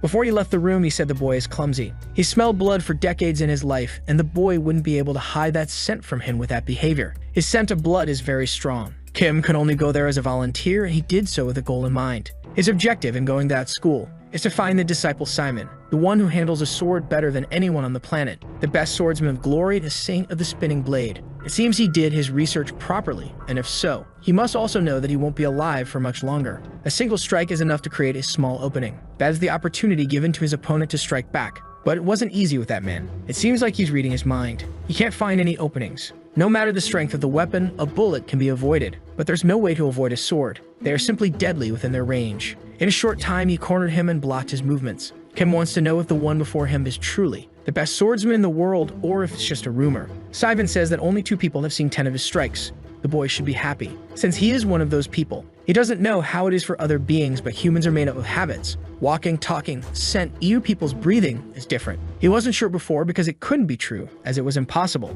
But during the fight, he became certain. Then he planted his sword into the ground before him, and he, the disciple Simon. The night sky did not expect this. The samurai is bowing and salutes the disciple Peter, who is in front of him. He said he missed his big brother. Perplexed, he asked if he had reincarnated, to which Peter says in a way yes. He's relieved because he thought he had died, but even Peter doesn't believe it. Simon wants to visit the place where he's hiding, but that's not possible yet. He said that now he seems cool and acts cool, something he didn't do before. Either way, he is grateful, because the title of the Saint of the Spinning Sword suits him well. Peter says he almost died, but Simon, knowing it was him, thought it was impossible. He said that Peter is very skilled, considering that for the past few years all he has handled is a broom, and holding a sword felt a little strange. And all of this only happened thanks to Peter, who taught him how to use a sword. He wants to know why he went to that part of the country. Peter asks if he's heard the news about what happened at the hospital and with Nathaniel, and indeed he heard about the chaos. He could hardly believe that it was Peter who did it, and was wondering who was responsible for that. Now he wants to know why Peter did all of that. Without beating around the bush, Peter says he plans to take down Glory. Simon says that even for him, it's too dangerous.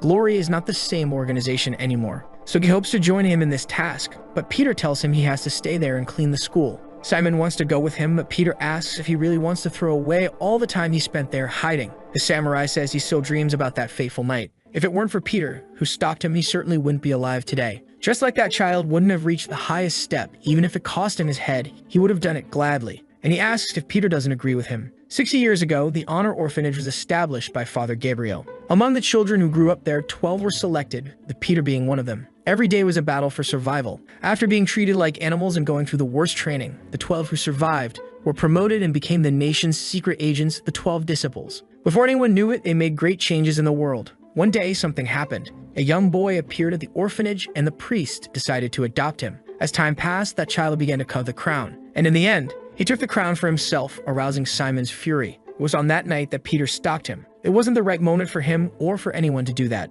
In his hands, Glory turned into an organization of assassins stained with blood and corruption. And Peter, who was powerless back then, obtained the greatest weapon of all, his youth. So if he wanted Simon not to get involved and just watch, for everything would be destroyed. The person in charge of doing that would be him, Peter. Morning finally arrives at the school. The siblings want to know what happened. They had done all the hard work, yet the children are idolizing Kim. The teacher thought things would get chaotic, but the mobsters didn't return, and the brothers said they won't come back. Shaking hands, the man asks them if they need to go further than that. The mobsters murmur that they won't mess up again and are warned not to return to the school or approach the teacher, because if they do, they'll witness the wrath of an S-rank assassin. But the siblings say it wasn't a big deal, and only they will remember it. With the volunteering finished, it was time for them to return to the capital. The teacher thanks them for giving the children good memories. The janitor makes a really bad dad joke, and Yuna had to be restrained. Before leaving, they call out to the teacher. They affirm that they will return every year, and she's happy, but thinks it's because of the volunteering not to see her. Before Kid leaves, the janitor calls for him. He said that if needed, he has the disciple Simon at his disposal. If necessary, he'll come to his aid immediately. Peter thanks him and hopes he stays safe and well in that place. Before the day ends, the rain starts falling from the sky. Soon, it becomes more intense, turning into a storm. The waves begin to rise and become much stronger. Lightning descends from the sky, shaking the walls of the school. Meanwhile, the janitor calmly reads his newspaper. That was quite unusual in his life. He's been receiving things that made him very happy lately. Standing up, he didn't expect to receive visitors. They don't seem to be volunteers, and he wants to know what they want by visiting someone who lives in isolation. The woman identifies him and says that's where he's been hiding. One of Father Gabriel's sons, the Saint of the Spinning Sword, the disciple Simon, the best swordsman in Korea. Simon knows they are from Glory, both the woman and the man accompanying her. From what he's heard, she seems to be the most powerful swordswoman in Japan, the Sword Phantom. The man is happy that Simon knows who he is. He doesn't know the reason for their visit, but if it's to steal a title he holds, he's not interested in that. The woman said she only came there to earn a lot of money and nothing more. Simon says they seem to have come from far away, but they won't get that money.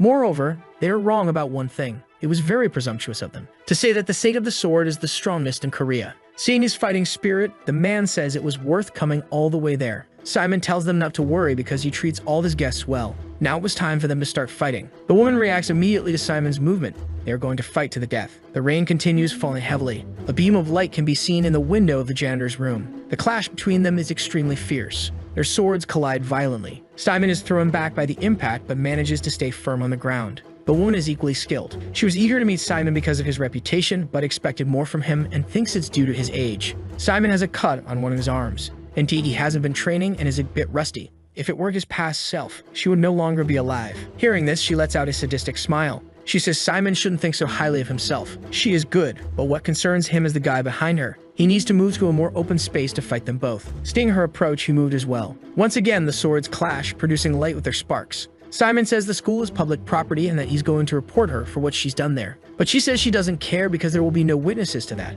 and that Simon will soon cease to live. To escape the strike, he jumped out the window of his room. This irritated her because she thinks Simon is running away from them. Since it's raining heavily outside, the man wants to know if everything is fine, and the ghost of the sword says there are no problems. The rain keeps pouring down. Simon runs through the nearby forest with agility, sharpening the sword to cut things. This is the essence behind the sword. But her essence is different. That's a saw made to cut human flesh. Even if it hasn't cut him many times, the saw's teeth are wide and cut deeply. Not to mention, they definitely give off a bad feeling. There's definitely something they're hiding from him. The chase continues through the forest. Simon is now at a point that prevents his escape. He patiently looks at his pursuers. The woman says he's more romantic than she imagined because there he could try to die with a cooler aesthetic. Simon wants to know if she's interested in finding out why they call him the Saint of the Spinning Sword, but she doesn't want to know as she's a busy person. But the man behind her showed interest. He said Simon had become dangerous now. Indeed, practical knowledge is much better than theory. He is the Saint of the Spinning Sword. Focused, he can feel the air, the waves of the sea, even the rain, and he is capable of cutting all those things. All thanks to his sword technique. The man tries to tell the woman to dodge, but she takes a moment to understand. The cut had been made at the height of her neck. Didn't even give her time to react. The trajectory of his sword continues endlessly. An incredible technique refined over decades of training. The technique that made every swordsman tremble in fear. Simon is in his divine state. The woman can only scream, feeling the pain of the cuts on her body. It had been a while since he had so much fun, so he called the next one. It was time for the big guy to do something too. He says the technique is excellent. If Simon hadn't stopped training, it would have been formidable, but now it's too late. Simon doesn't understand as they already lost. Then he encounters a strange sensation. He looks slowly at his abdomen. There was a cut there, and he didn't even realize when it happened. There's no way he was wounded because he didn't see anything happen. The man asks if Simon really thought he had won. That's too funny. Hearing the voice, Simon is certain he had cut the woman. He even thought he might have been possessed by a ghost or something like that. It's impossible that this really happened. Maybe he was just hallucinating there. But the pain he feels is real. Searching his memories, he remembered when the woman used a perfume. Maybe that was the hallucinogen used. If that's the case, he says it's pathetic, and he's prepared for it. His preparation is complete. If he can't see a ghost, he just needs to close his eyes. He had repeated that technique thousands of times. For someone at his level, vision is irrelevant. In front of his sword, he senses the presence of his attacker. Then he approaches him with his sword. Seeing it once more, it's clear that his skills are terrifying. The infamous disciple Simon. To think that he ended up like this. Simon swings his sword aimlessly, completely disoriented. The woman smiles at the scene because he can't even see her. Now she will show him why she's called the Phantom. As her name suggests, she's a phantom who carries a sword. In the capital, the day dawns with a clear sky. One of the siblings has a question for his friends. Yuna wants to know what happened, and he asks if love has always been this painful. He sent messages to the teacher but never got a response, and Yuna said he doesn't deserve one because he doesn't know how to communicate. However, she used to reply, and he showed the old part of their conversation. She sent him a picture yesterday, and since then, she hasn't responded. He asks Yuna what they should do in a situation like that, but quickly changes the subject, saying she's not a girl.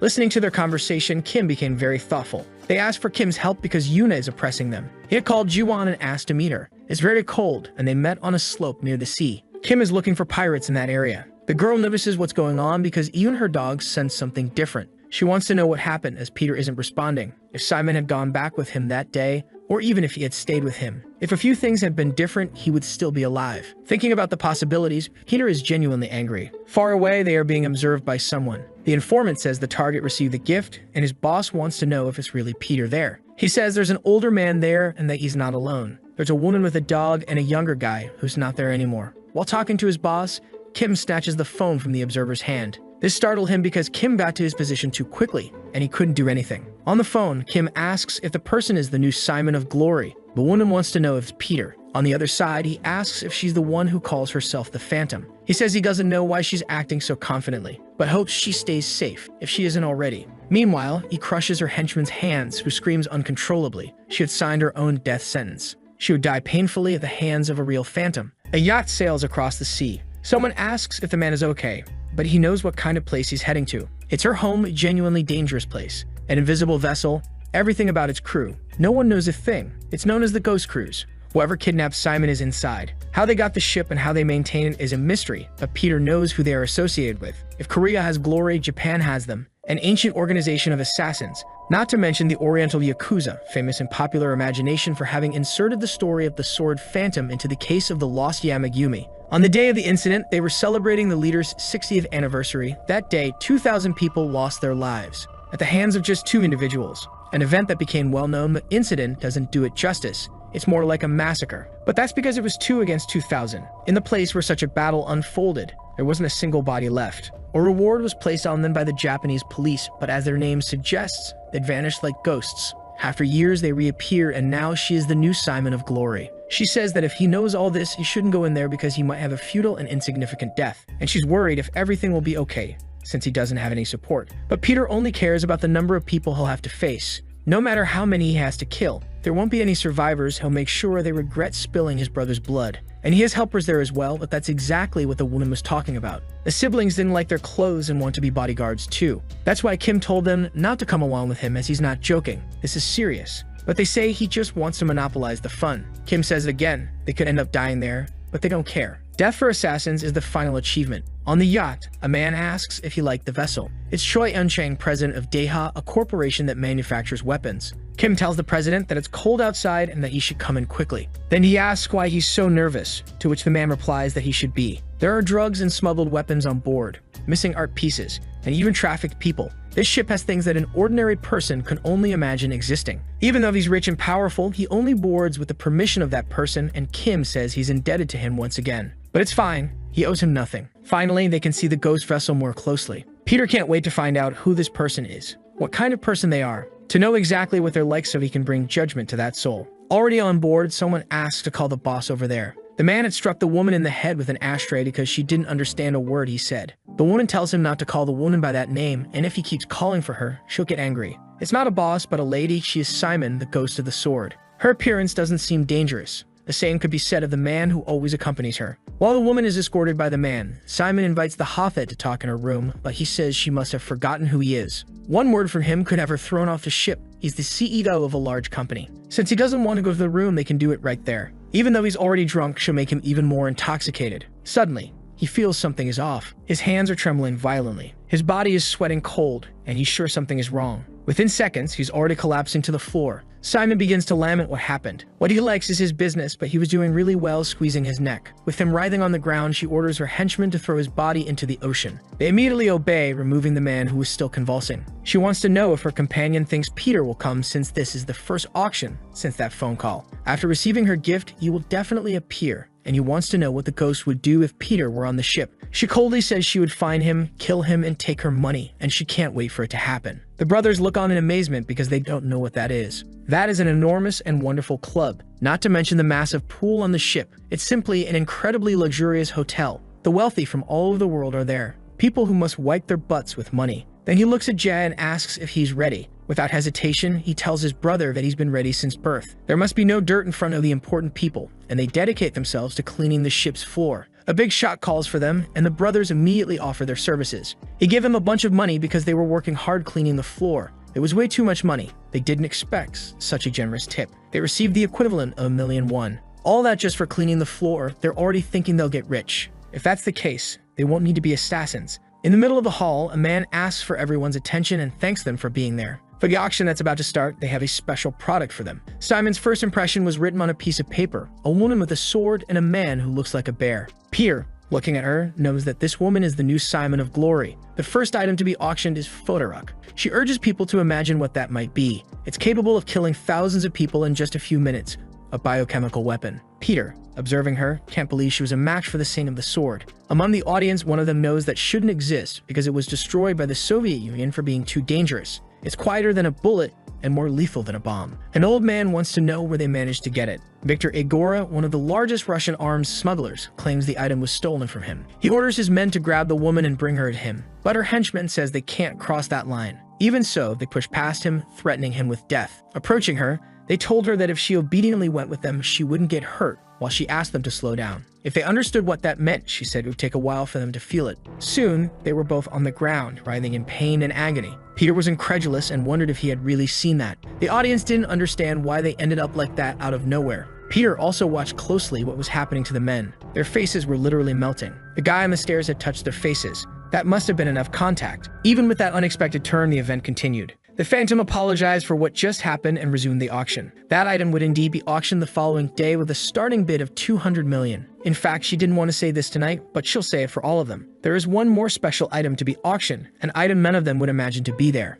The curious attendees wanted to know what it could be, but she asked them to quiet down a bit. All special items would be shown the following day. This left the buyers very interested, as there must be several intriguing items there. The only thing Peter can think about is where Simon might be on that ship. On stage, they watch as people leave. He wants to know if Peter was among those people, but the Phantom says they'll find out the next day. The company's president is hungry, perhaps just because he was nervous earlier, so he suggested they go to where dinner is being served. He also advised being very careful, especially around that woman. No matter who you are, you have to listen to what she says on this ship. Of all the people he knows, she's the most unstable person he's ever seen. Just as he was about to mention the man accompanying her, someone calls President Choi. It's the woman, saying it's always difficult to meet with him, and that he didn't come when he was invited, but it seems Photorock was enticing. Since they hadn't seen each other for a while, she invited him to dine with her. He tries to say that he wanted to avoid dinner that night because the drink was too strong. Approaching him, the woman told him to relax. This made him even more apprehensive. That woman is dangerous. Then his bodyguard's hand pushed her back. Kim said they should have dinner another day because the president isn't feeling well today,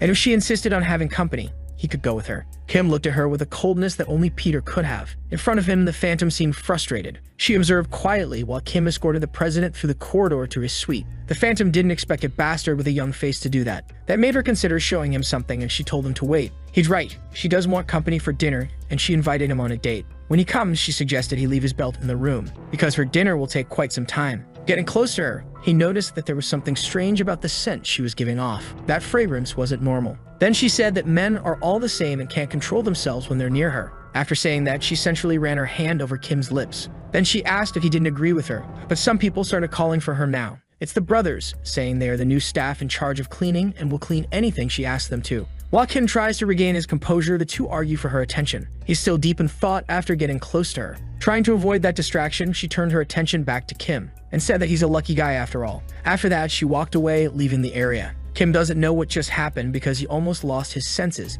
It happened too quickly. Looking at the brothers, he starts to think. Seeing that they're part of the cleaning crew, he seems to have put the pieces together about what's going on. The brothers are engaged in cleaning, hoping to receive hefty tips. The young inspector asks them to wash her feet, to which they promise they'll make them shine. In her suite, the Phantom is taking a bath while the young man stands guard. She asks if he's not curious to know how hot it will be, but he doesn't seem to understand what she's implying. Then she says she's heard about the event where 100 Brazilian assassins were killed, and even the disciple Nathaniel is no longer alive. That's Peter's ability, a 70-year-old man at death's door, while his opponent was a disciple in his prime. Given that, she has her doubts if it was really him, and the young man says that getting into the ship isn't as easy as entering a hospital. The chance of him getting in there without being noticed is non-existent. Maybe someone is impersonating him, so the question is their motives and why they want to destroy the organization. And to get close to them, she has a very effective method. This made the young man thoughtful. The ghost wants to know if that person is bothering him somehow. It's amusing because she doesn't even know if it's a man or a woman, but she wants to know why it bothers him and if he's jealous of her. Sighing deeply, he chooses his words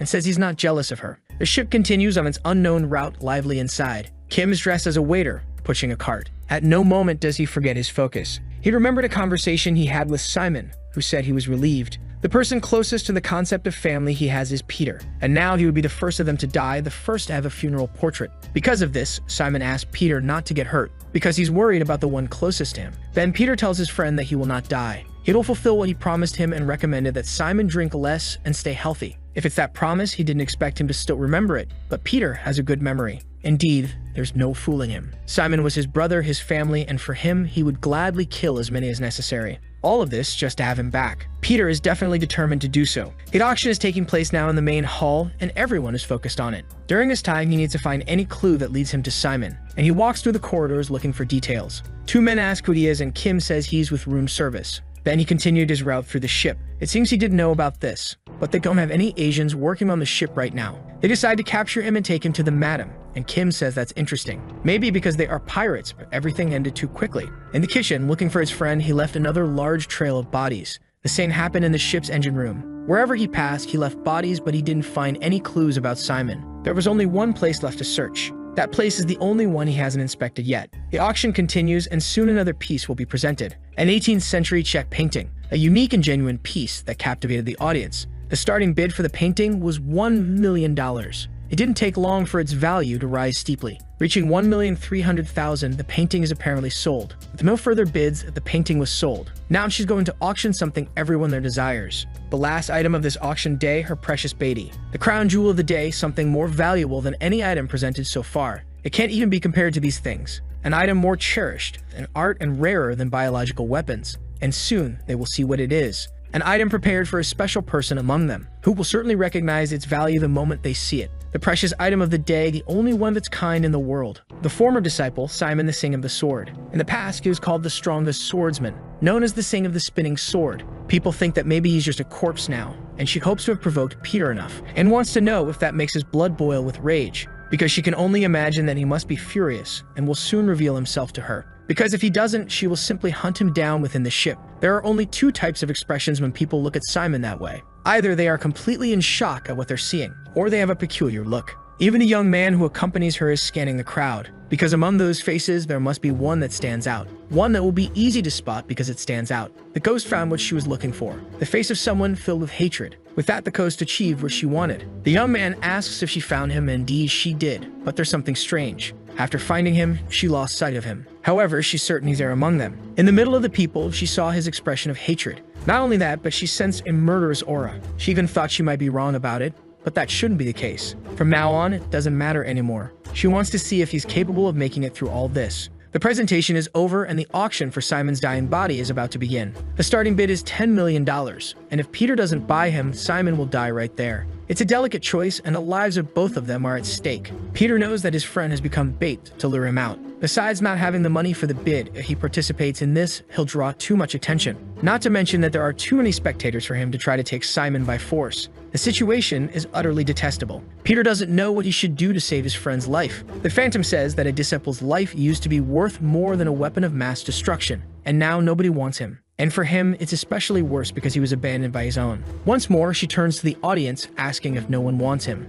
She even asked if they didn't want him because he was defective, missing an arm. If no one buys him, she'll throw him away. She'll count to 5 and then end his life right there. The countdown begins. Every second that passes feels like an eternity. Peter coldly thinks about what he should do. It seems there's no more hope for Simon. There's only 1 second left to prevent his death. In the middle of the crowd, someone places a bid of $20 million. It wasn't Peter who made this bid. It was the person who is supposedly his boss, the president of the Daha Group. The offer is serious, and he wishes to buy the disciple for that amount. Moreover, he will pay the amount in cash. This ended up complicating the Phantom's plans because she didn't expect this interference. Not to mention that he is very close to Glory's leader due to their weapons dealings. Seeing this, she seems to understand the situation. She asks if anyone else wants to place a bid, and Peter notices his boss's trembling hand. The Phantom did not like what happened. In the absence of other bids, he had won. She wants to know if he's hiding something from her now. Simon is bedridden and receiving care. He asks if this is the person Peter was looking for. Indeed, it is him, and Peter is worried about the president's safety, but he says he's always been involved with Glory.